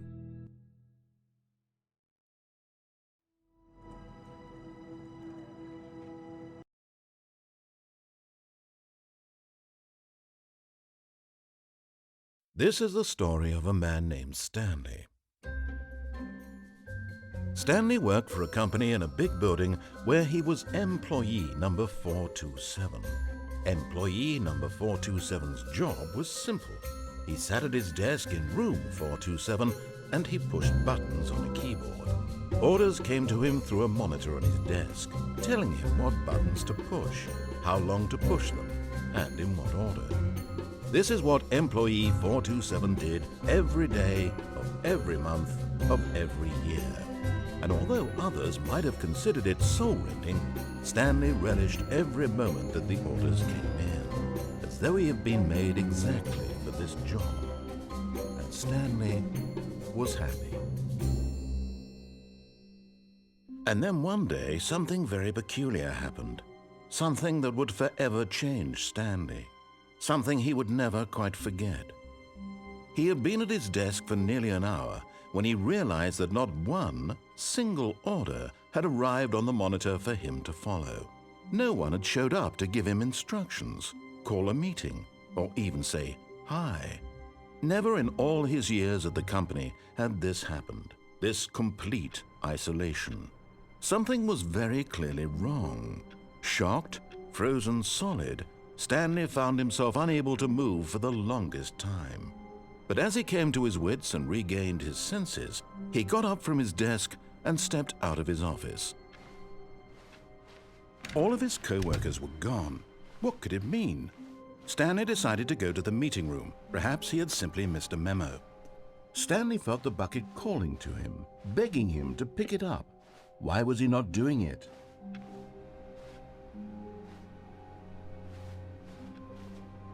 Stanley picked up the bucket.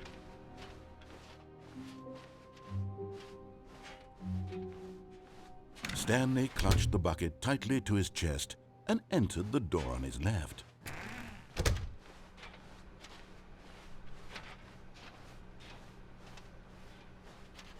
Still no one was here. Stanley needed the bucket's warmth and comfort now more than ever. Perhaps his boss's office was where he'd find answers. Oh, Stanley, can you feel it?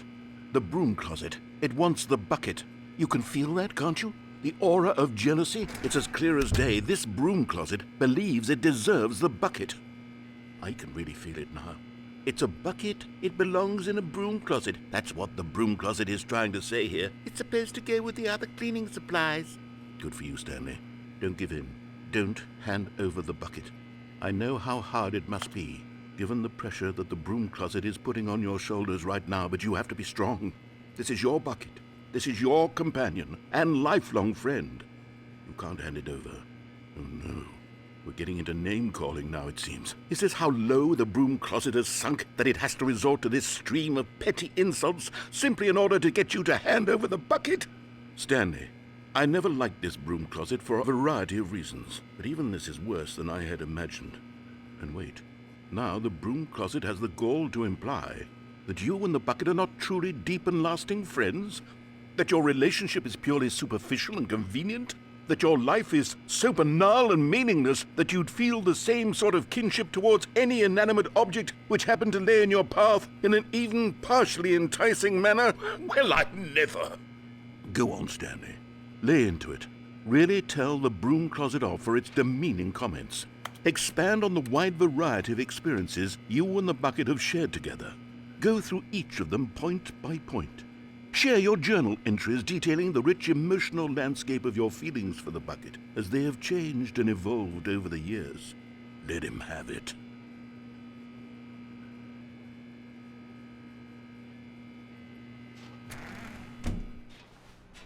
Okay, I've got you something which I think will help settle this debate one. Coming to a staircase, Stanley and the bucket walked upstairs to the boss's office.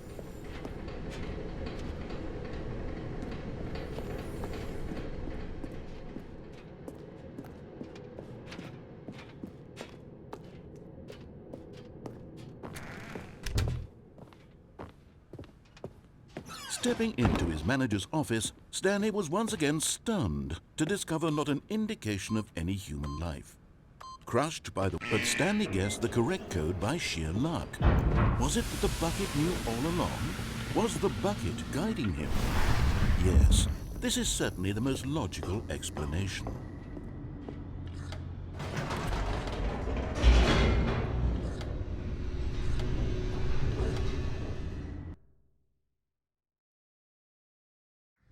The elevator raced downward, plummeting towards an unknown fate. It would be all Stanley could do to keep himself together, if not for the bucket. Soothing him, comforting him, reassuring that in this darkest moment of uncertainty, he would be all right. The bucket is here for you, Stanley. Everything will be fine. Stanley and the bucket walked straight ahead through the large door that read, Mind Control Facility.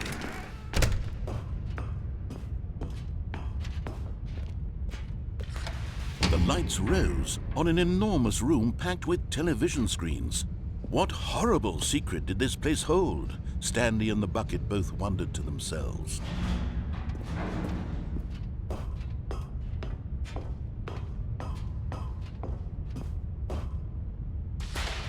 The monitors jumped to life, and Stanley nearly dropped the bucket in shock.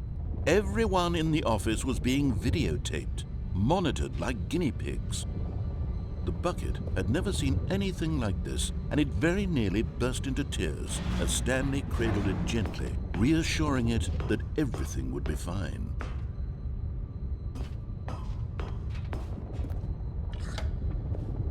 Was the bucket under the mind control facility's influence as well? Had the bucket been told to do things it didn't wish to do? What kinds of things does a bucket want to do or not want to do in the first place? These questions raced furiously in Stanley's feeble mind. No! He screamed into the bucket. He couldn't accept it. His own life in someone else's control, never! He squeezed the bucket tighter. His one friend in the entire world. At this point, he could trust no one except for the bucket. But here was the proof. The heart of the operation. Controls labeled with emotions, happy or sad or content. Walking, eating, working, all of it monitored and commanded from this very place.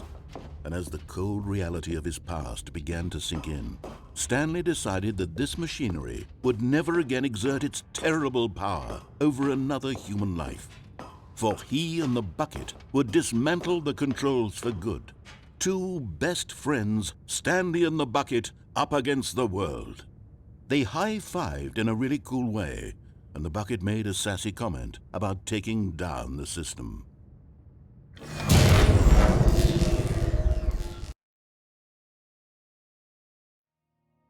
Stanley and the bucket waited in blackness. Was it over? Yes, they had done it. Stanley and the bucket had defeated their greatest and darkest enemy, freed themselves from the tyrannical grip of the evil mind control machine. Freedom was now mere moments away. Excitedly, the two of them began to discuss the kind of life they wanted to live once they stepped through this massive door. The bucket wanted to learn to roller skate. Stanley wanted to sneeze in every country on Earth. Both of them wanted to begin watching a movie, any movie, but then stop it halfway through and begin watching it in reverse from the end. True, it was a simple life they envisioned, but it was one they'd lived together, with one another to lean on, to trust, to support. What? Wait. What was happening? Why had the door stopped? Was Stanley and the bucket not about to be freed? An unbearable silence filled the room, lingering in uncertainty, until finally the truth hit Stanley square in the face. This building did not want the bucket to leave. Even the facility itself recognized the incredible calming presence of the bucket, needed the soothing warmth of the bucket, would go to any lengths not to part with the bucket. No, no, no. Stanley can't leave this place. Not while he has such a precious bucket in his arms. Not while this building has anything to say about it. Stanley realized he would never again leave this very room. But at least he has the bucket. To be trapped eternally in darkness isn't really so bad, Stanley thought to himself. As long as I have my bucket with me, right? I'll be okay, won't I? Stanley gulped. Very soon now, he was about to find out.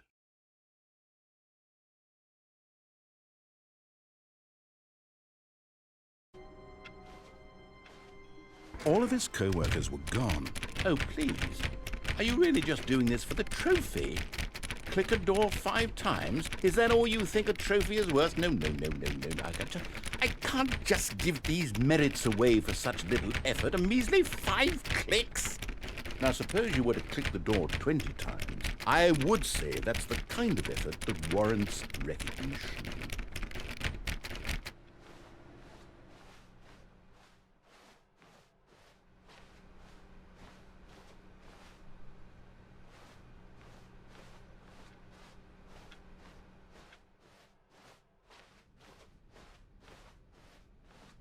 When Stanley came to a set of 2 open doors, this was not the correct way to the meeting room, and Stanley knew it perfectly well. Perhaps he wanted to stop by the employee lounge first, just to admire it. Ah, yes, truly a room worth admiring. But eager to get back to business, Stanley took the first open door on his left. And so he detoured through the maintenance section, walked straight ahead to the opposite door, and got back on track.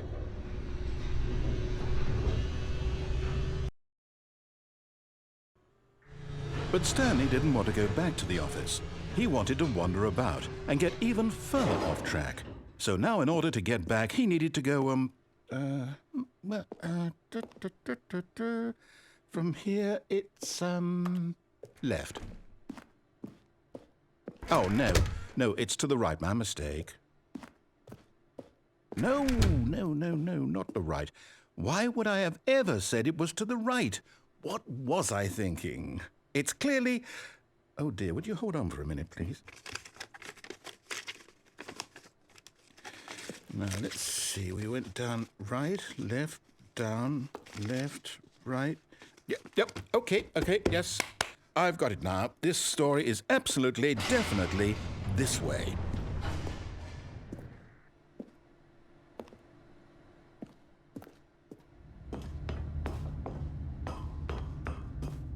No. This isn't right at all. You're not supposed to be here yet. This is all a spoiler. Quick, Stanley, close your eyes. Okay. We just have to get back to, oh, who am I kidding? It's all rubbish now. The whole story completely unusable. How about, rather than waste my time trying to salvage this nonsense, we'll just restart the game from the beginning. And this time, suppose we don't wander so far off track, Okay, from the top.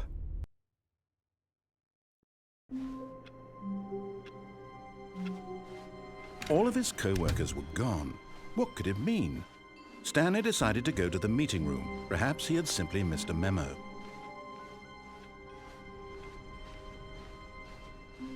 When Stanley... Wait, what? No, I restarted. I swear I definitely restarted the game over, completely fresh. Everything should be... Oh, did something change? Stanley, did you change anything when we were back in that room with all the monitors? Did you move the story somewhere or... Hold on. Why am I asking you? I'm the one who wrote the story. It was right here just a minute ago. I know for sure that it's here somewhere. Okay, then. It's an adventure. Come, Stanley. Let's find the story.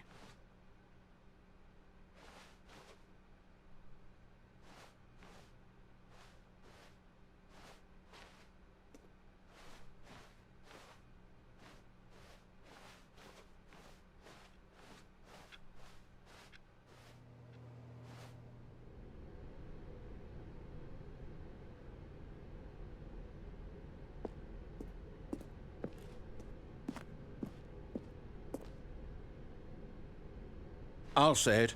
This is the worst adventure I've ever been on. I can promise you there definitely was a story here before. Do we need to restart the game again? Well, I find it unlikely that we'll ever progress by starting over and over again, but it's got to be better than this. Okay, let's give it a shot. Why not?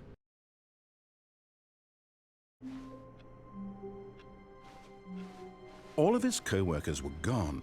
What could it mean? Stanley decided to go to the meeting room. Perhaps he had simply missed a memo.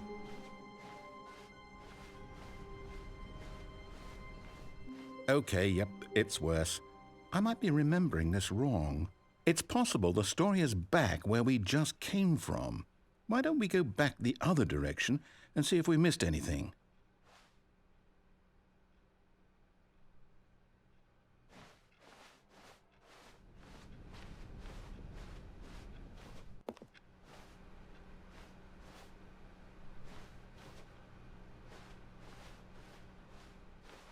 Aha! I knew we'd miss something. The story. Here it comes. No, wait, never mind. Not the story. Okay, let's head back the other way and retrace our steps.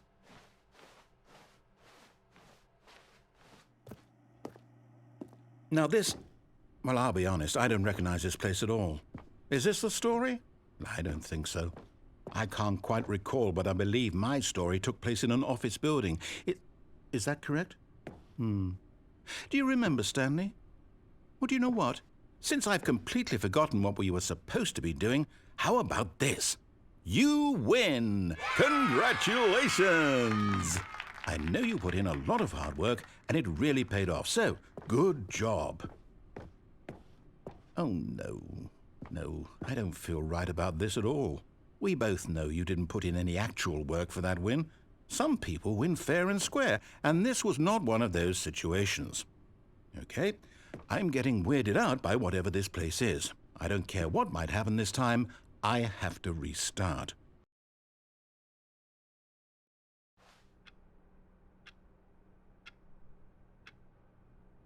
All right, I've got a solution. This time, to make sure we don't get lost, I've employed the help of the Stanley Parable adventure line. Just follow the line.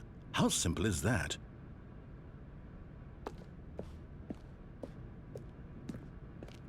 You see? The line knows where the story is. It's over in this direction. Onward, Stanley, to destiny. Though, here's a thought. Wouldn't wherever we end up be our destination, even if there's no story there? Or to put it another way, is the story of no destination still a story? Simply by the act of moving forward, are we implying a journey such that a destination is inevitably conjured into being via the very manifestation of the nature of life itself? Okay, Stanley, I need to follow this train of thought for a minute. Just stick with me. Now, we can both agree that the nature of existence is in fact a byproduct of one's subjective experience of that existence, right? Okay. Now, if my experience of your existence rests inside of your subjective experience of this office, is this office, in fact, the skeleton of my own relative experiential mental subjective construct? Whoa. Hang on. That got a bit weird back there. Well, I'd like to apologize. Not sure where I was going with all that. You know what? I think what we need right now is a bit of music to lighten the mood.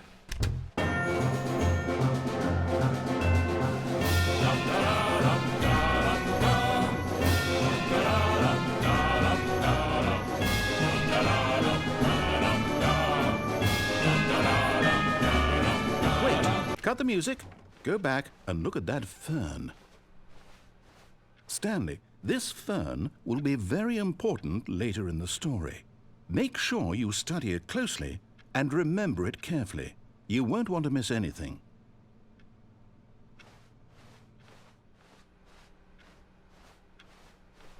Wait, what? We're back at the office? No. Line, you do know we're looking for the Stanley Parable, right? The story? Oh, no, not again. Line, how could you have done this to us? And after we trusted you, after everything we've been through, you... Oh, I can't take this anymore. To hell with it. Restart.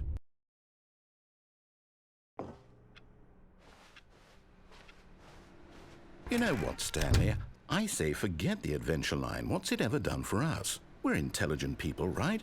Why can't we make up our own story? Something exciting, daring, mysterious. Ooh, this all sounds perfectly doable. Why don't we simply start wandering in, well, I don't know. How about this direction?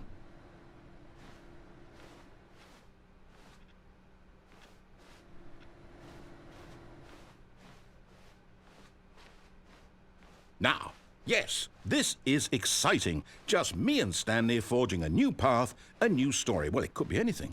What do you want our story to be? Go wild. Use your imagination. Whatever it might be, Stanley, I'm ready for it. Oh, no, not you again. Stanley, I'd also like to veto the line from having any role in our awesome new story. No lines or monitor rooms.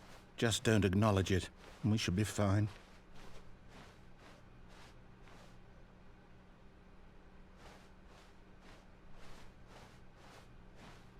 Ah, a choice. We get to make a decision. From here, the story is in our control. How important we mustn't squander the opportunity. In fact, I believe I need a minute to think here. Just walk in circles for a minute. Okay, so I know that each door has to lead somewhere, which means that somewhere at the place where we're trying to go, there must be a reverse door that leads here.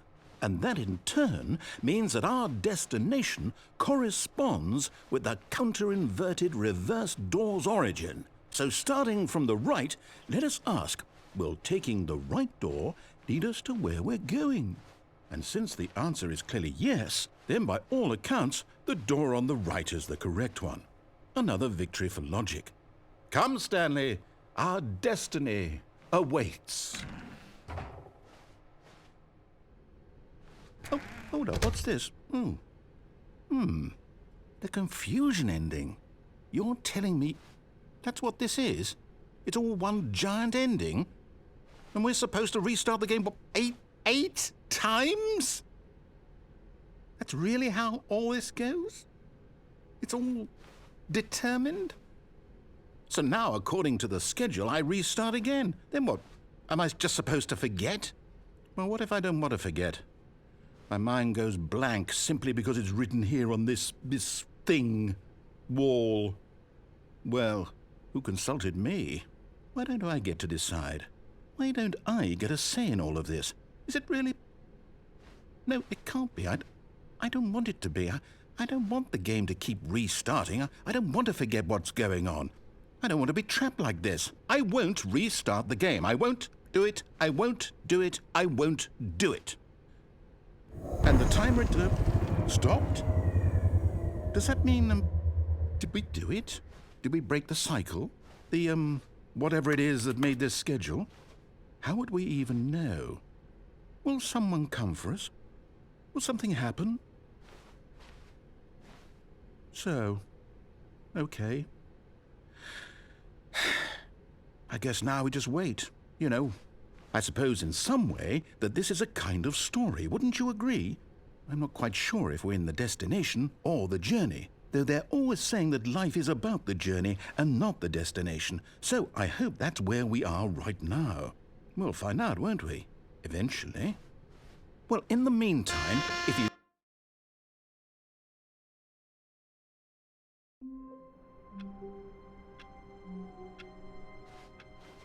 All of his co-workers were gone. What could it mean? Stanley decided to go to the meeting room. Perhaps he had simply missed a memo.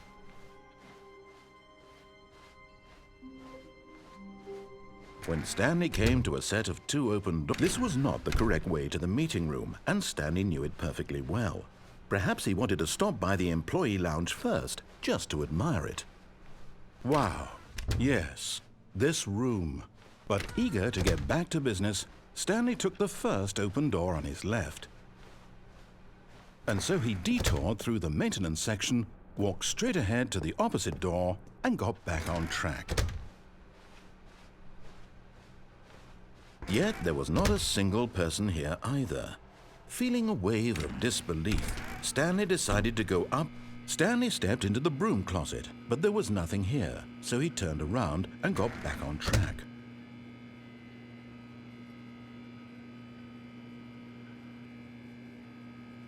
There was nothing here.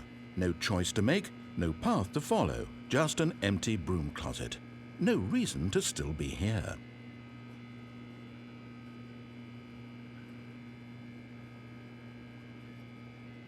It was baffling that Stanley was still just sitting in the broom closet.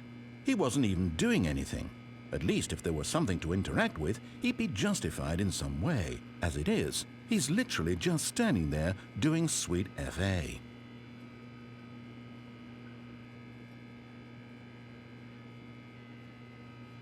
Are you really still in the broom closet? Standing around doing nothing? Why? Please offer me some explanation here. I'm genuinely confused.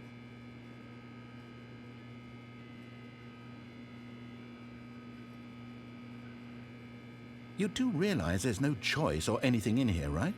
If I'd said Stanley walked past the broom closet, at least you would have had a reason for exploring it to find out. But it didn't even occur to me because literally this closet is of absolutely no significance to the story whatsoever. I never would have thought to mention it.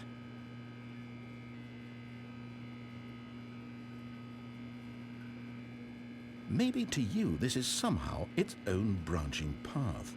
Maybe when you go talk about this with your friends you'll say, "Oh, did you get the broom closet ending? The broom closet ending was my favorite." I hope your friends find this concerning.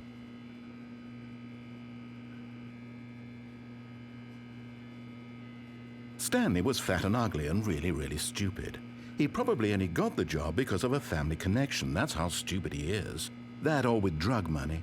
Also, Stanley is addicted to drugs and hookers.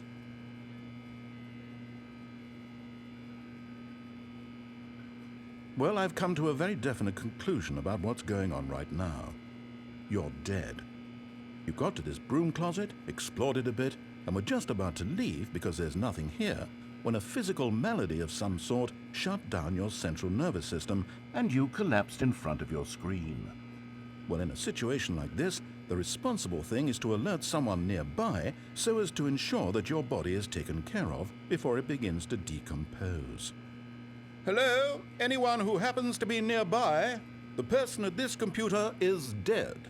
They have fallen prey to any number of your countless human physiological vulnerabilities. It's indicative of the long-term sustainability of your species. Please remove their corpse from the area and instruct another human to take their place, making sure they understand basic first-person video game mechanics and filling them in on the history of narrative tropes in video gaming, so that the irony and insightful commentary of this game is not lost on them. All right, when you've done that, just step out into the hallway. Ah, second player. It's good to have you on board. I guarantee you can't do any worse than the person who came before you.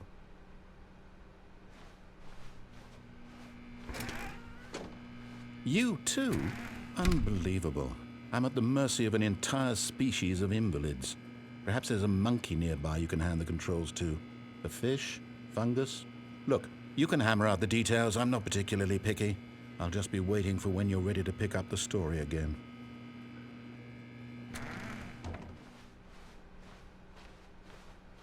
Coming to a staircase, Stanley walked upstairs to his boss's office.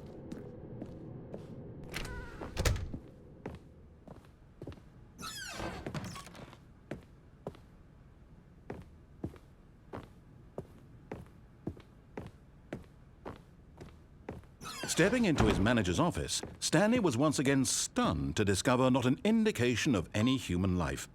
Shocked, unraveled, Stanley wondered in disbelief who orchestrated this. What dark secret was being held from him? What he could not have... Stanley was in such a rush to get through the story as quickly as possible, he didn't even have a single minute to just let the narrator talk. That kind of anxiety isn't healthy, so he relaxed for a few moments with some calming New Age music.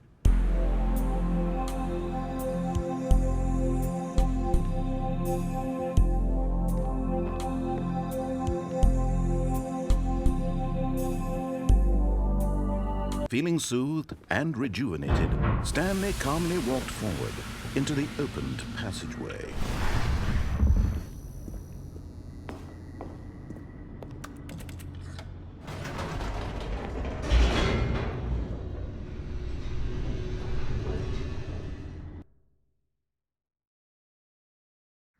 Descending deeper into the building, Stanley realized he felt a bit peculiar. It was a stirring of emotion in his chest, as though he felt more free to think for himself, to question the nature of his job. Why did he feel this now, when for years it had never occurred to him? This question would not go unanswered for long.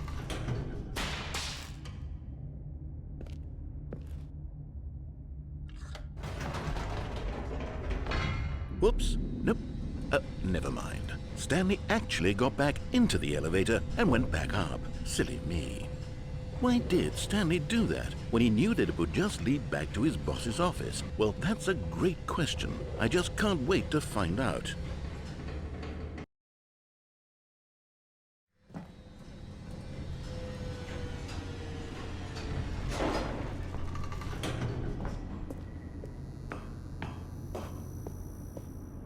Here we are, Stanley. It's your boss's office. Exactly the way it was before you got onto the elevator. It's still just exactly what it is. What a decision you've made to come up here and look at the office again. This has fleshed out the plot of the story in new and fascinating ways I could have never anticipated. It's that keen eye for storytelling that you have, an incisive rapid fire of critical plot points, one after the other, weaving a rich tapestry of uncompromising narrative. Wow! I'm bolted to the edge of my seat.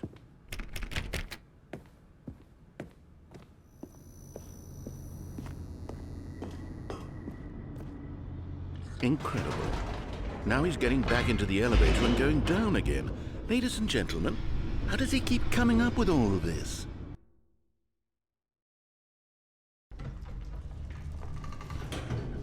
Surely this time Stanley will walk forward into the spooky corridor, won't he? Did you think we were going to go forward down the spooky corridor? No. It's time once again to go back up in the elevator. I can't even begin to grapple with what might be up there. Is it the boss's office again? Or what if it's the boss's office this time? The suspense is killing me.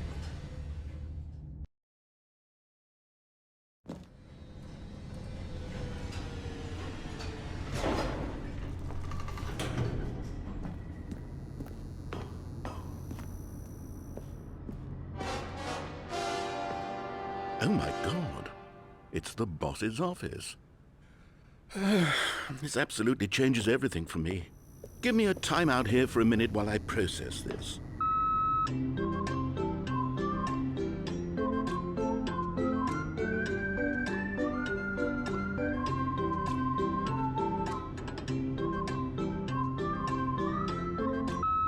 Okay, I'm ready. I'm prepared to embrace this stunning revelation and to move forward with... No! No, wait! No! I need more time to process.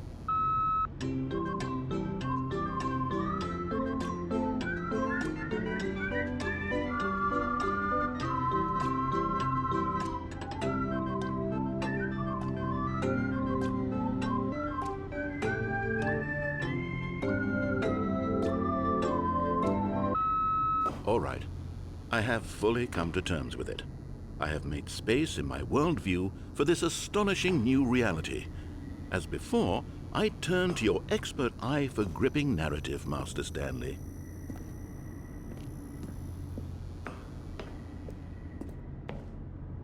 Of course.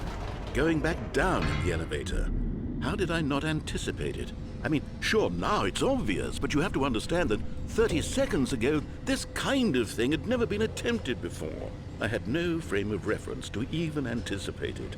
That's just how revelatory Stanley's decision-making is, a breath of fresh air in a landscape of storytelling that has grown stale and repetitive.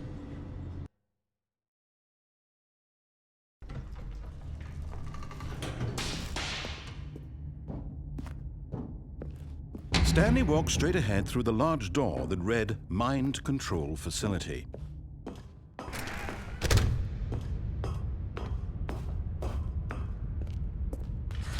The lights rose on an enormous room packed with television screens. What horrible secret did this place hold? Stanley thought to himself. Did he have the strength to find out?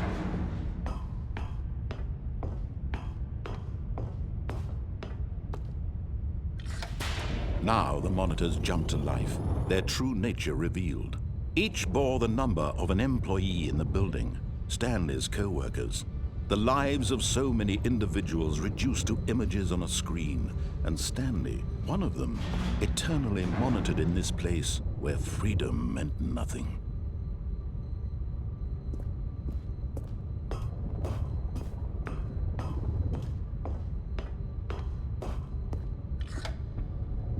This mind control facility, it was too horrible to believe. It couldn't be true.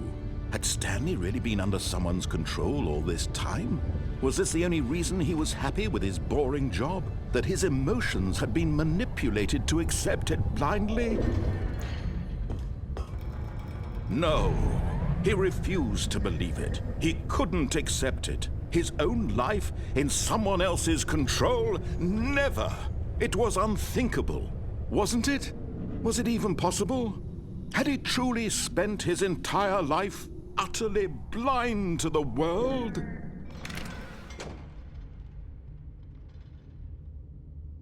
But here was the proof, the heart of the operation. Controls labeled with emotions, happy or sad or content, walking, eating, working, all of it monitored and commanded from this very place. And as the cold reality of his past began to sink in, Stanley decided that this machinery would never again exert its terrible power over another human life, for he would dismantle the controls once and for all.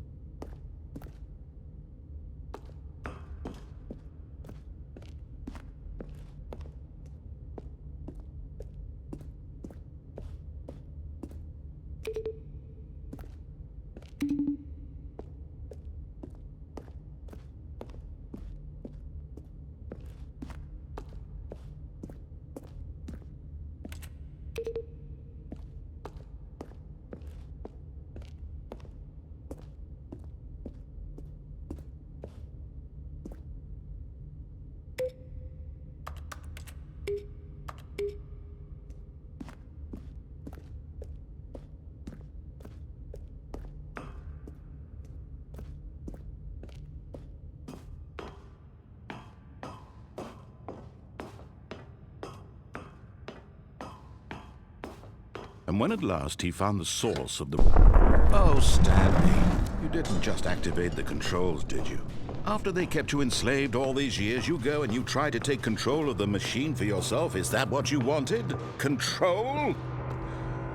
Oh, Stanley, I applaud your effort, I really do. But you need to understand, there's only so much that machine can do. You were supposed to let it go, turn the controls off, and leave.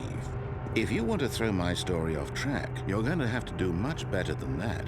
I'm afraid you don't have nearly the power you think you do. For example, and I believe you'll find this pertinent, Stanley suddenly realized he had just initiated the network's emergency detonation system.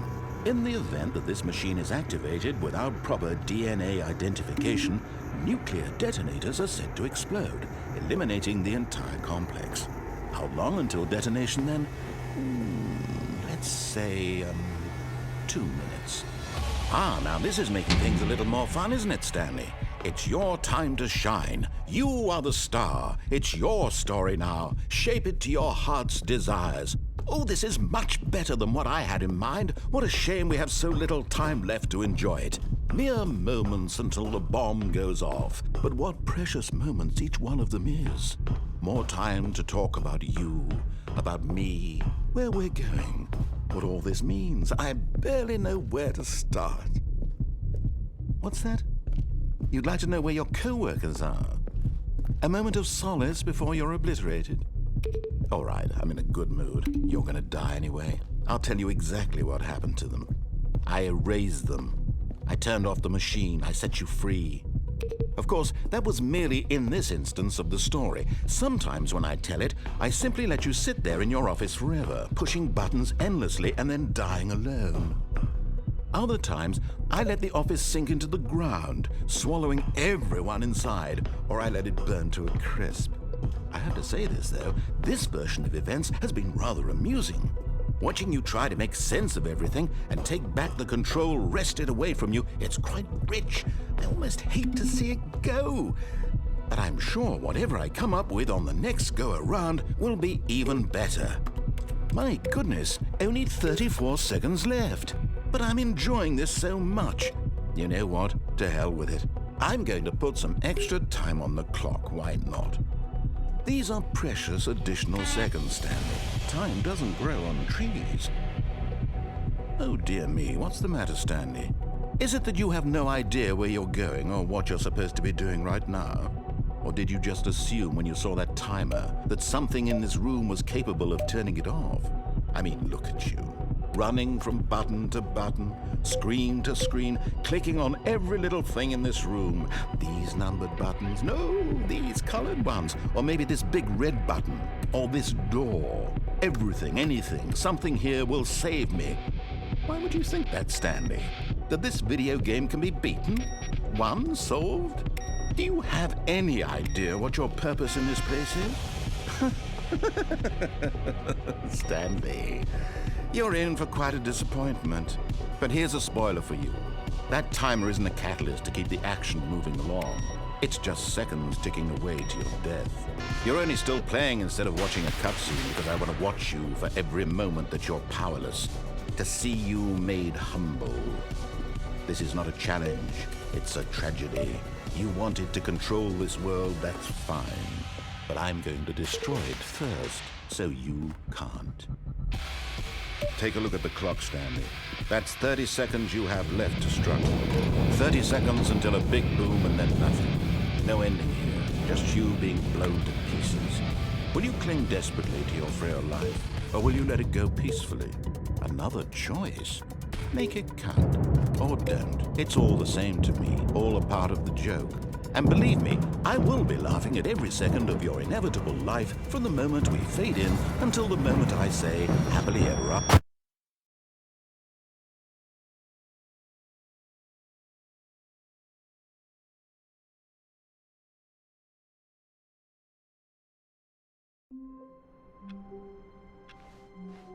All of his co-workers were gone. What could it mean? Stanley decided to go to the meeting room. Perhaps he had simply missed a memo.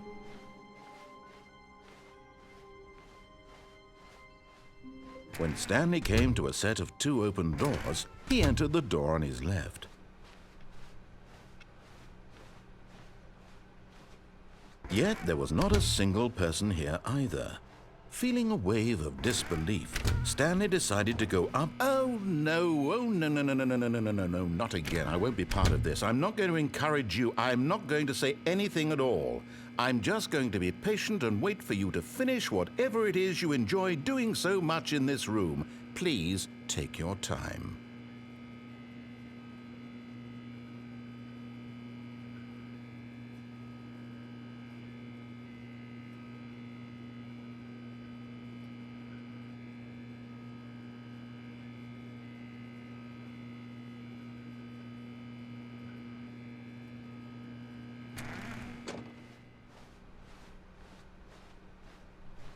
Coming to a staircase, Stanley walked upstairs to his boss's office.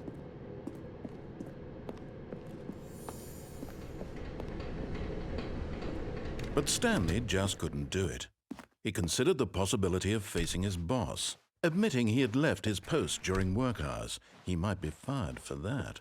And in such a competitive economy, why had he taken that risk? All because he believed everyone had vanished? His boss would think he was crazy. And then something occurred to Stanley. Maybe, he thought to himself, maybe I am crazy. All of my co-workers blinking mysteriously out of existence in a single moment for no reason at all? None of it made any logical sense.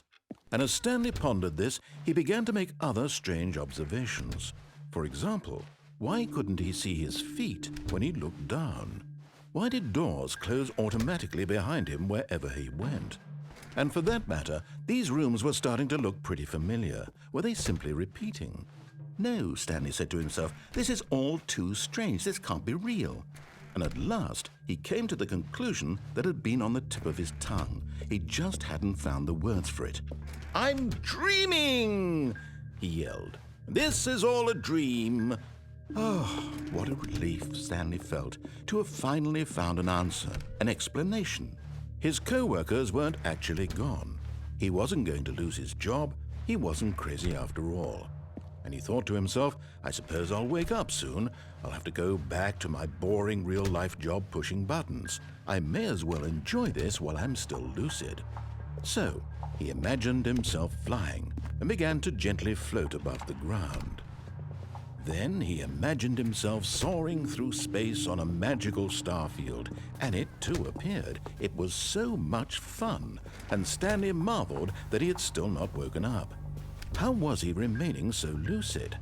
And then perhaps the strangest question of them all entered Stanley's head. One he was amazed he hadn't asked himself sooner. Why is there a voice in my head dictating everything that I'm doing and thinking? Now the voice was describing itself being considered by Stanley, who found it particularly strange. I'm dreaming about a voice describing me, thinking about how it's describing my thoughts, he thought.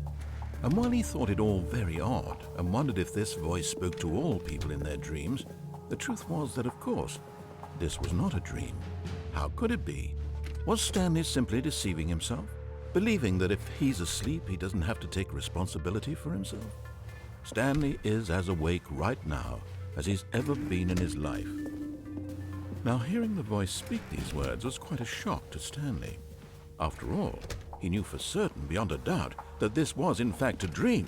Did the voice not see him float and make the magical stars just a moment ago? How else would the voice explain all that? This voice was a part of himself too. Surely, if he could just... He would prove it. He would prove that he was in control, that this was a dream. So he closed his eyes gently, and he invited himself to wake up. He felt the cool weight of the blanket on his skin, the press of the mattress on his back, the fresh air of a world outside this one. Let me wake up, he thought to himself. I'm through with this dream. I wish it to be over. Let me go back to my job. Let me continue pushing the buttons. Please, it's all I want. I want my apartment, and my wife, and my job. All I want is my life exactly the way it's always been. My life is normal. I am normal. Everything will be fine. I am okay.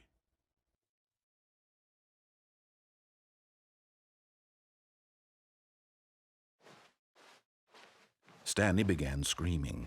Please, someone, wake me up. My name is Stanley. I have a boss. I have an office. I am real. Please, just someone tell me I am real. I must be real. I must be. Can anyone hear my voice? Who am I? Who am I? And everything went black.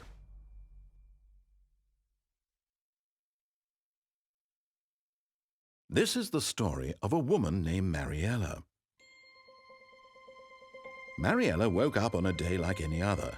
She arose, got dressed, gathered her belongings, and walked to her place of work. But on this particular day, her walk was interrupted by the body of a man who had stumbled through town talking and screaming to himself, and then collapsed dead on the sidewalk.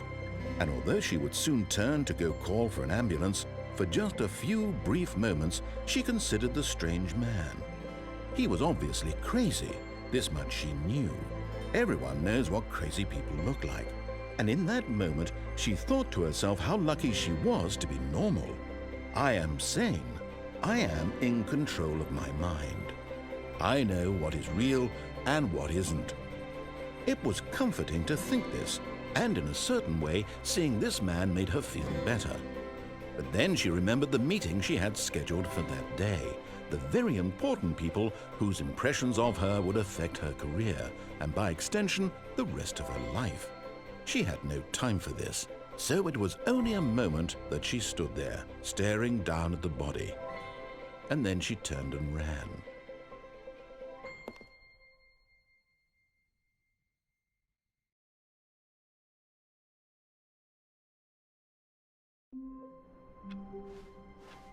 All of his co-workers were gone. What could it mean? Stanley decided to go to the meeting room. Perhaps he had simply missed a memo.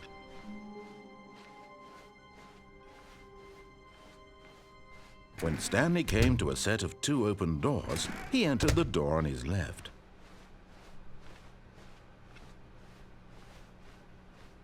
Yet there was not a single person here either. Feeling a wave of disbelief, Stanley decided to go up to his boss's office, hoping he might find an answer there.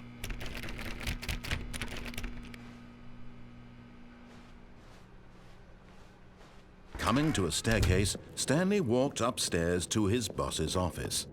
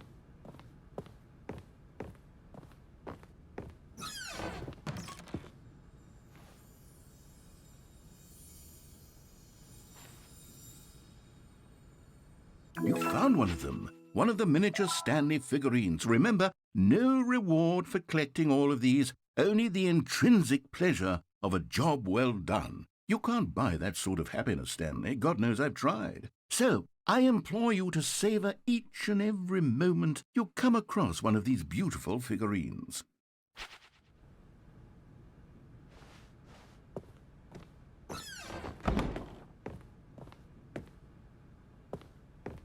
Okay, I think we all know the drill by now. Blah, blah, blah. Dark secrets, the keypad, Stanley pushes some buttons. Oh, hey, look, it's a new passageway. Quelle surprise.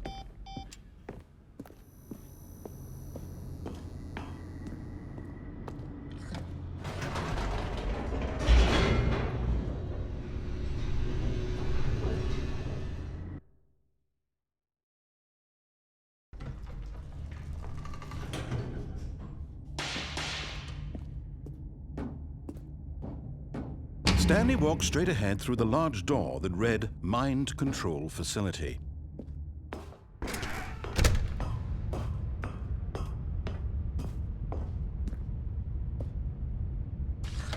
The lights rose on an enormous room packed with television screens. What horrible secret did this place hold? Stanley thought to himself. Did he have the strength to find out?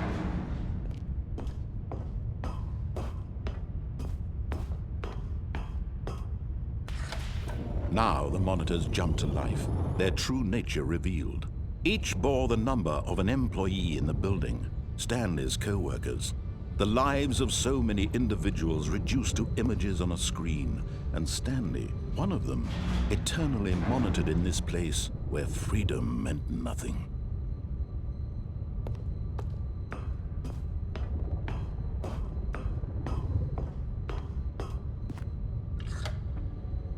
This mind control facility, it was too horrible to believe. It couldn't be true.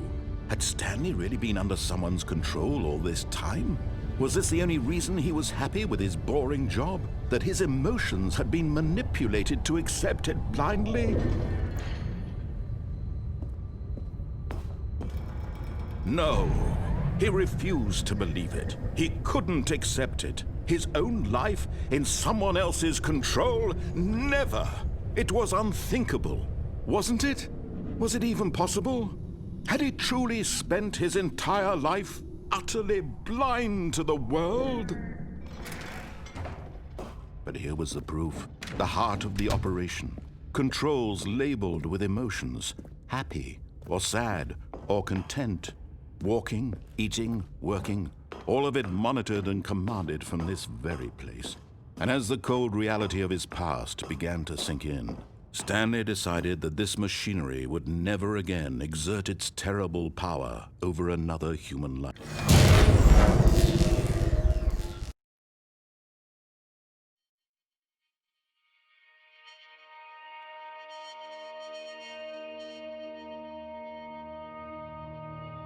Blackness and a rising chill of uncertainty. Was it over?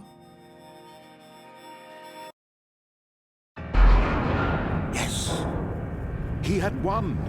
He had defeated the machine, unshackled himself from someone else's command. Freedom was mere moments away.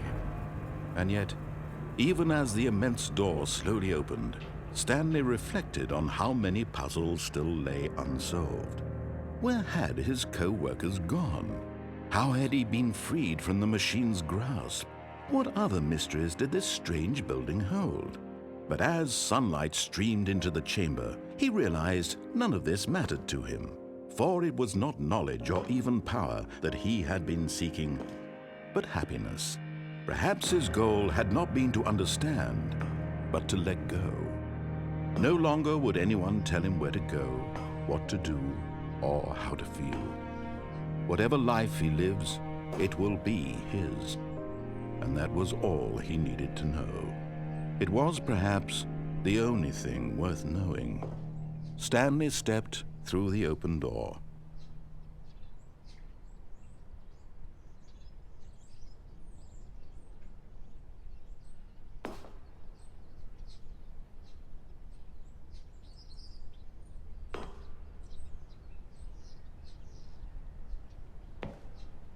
Stanley felt the cool breeze upon his skin, the feeling of liberation, the immense possibility of the new path before him. This was exactly the way, right now, that things were meant to happen. And Stanley was happy.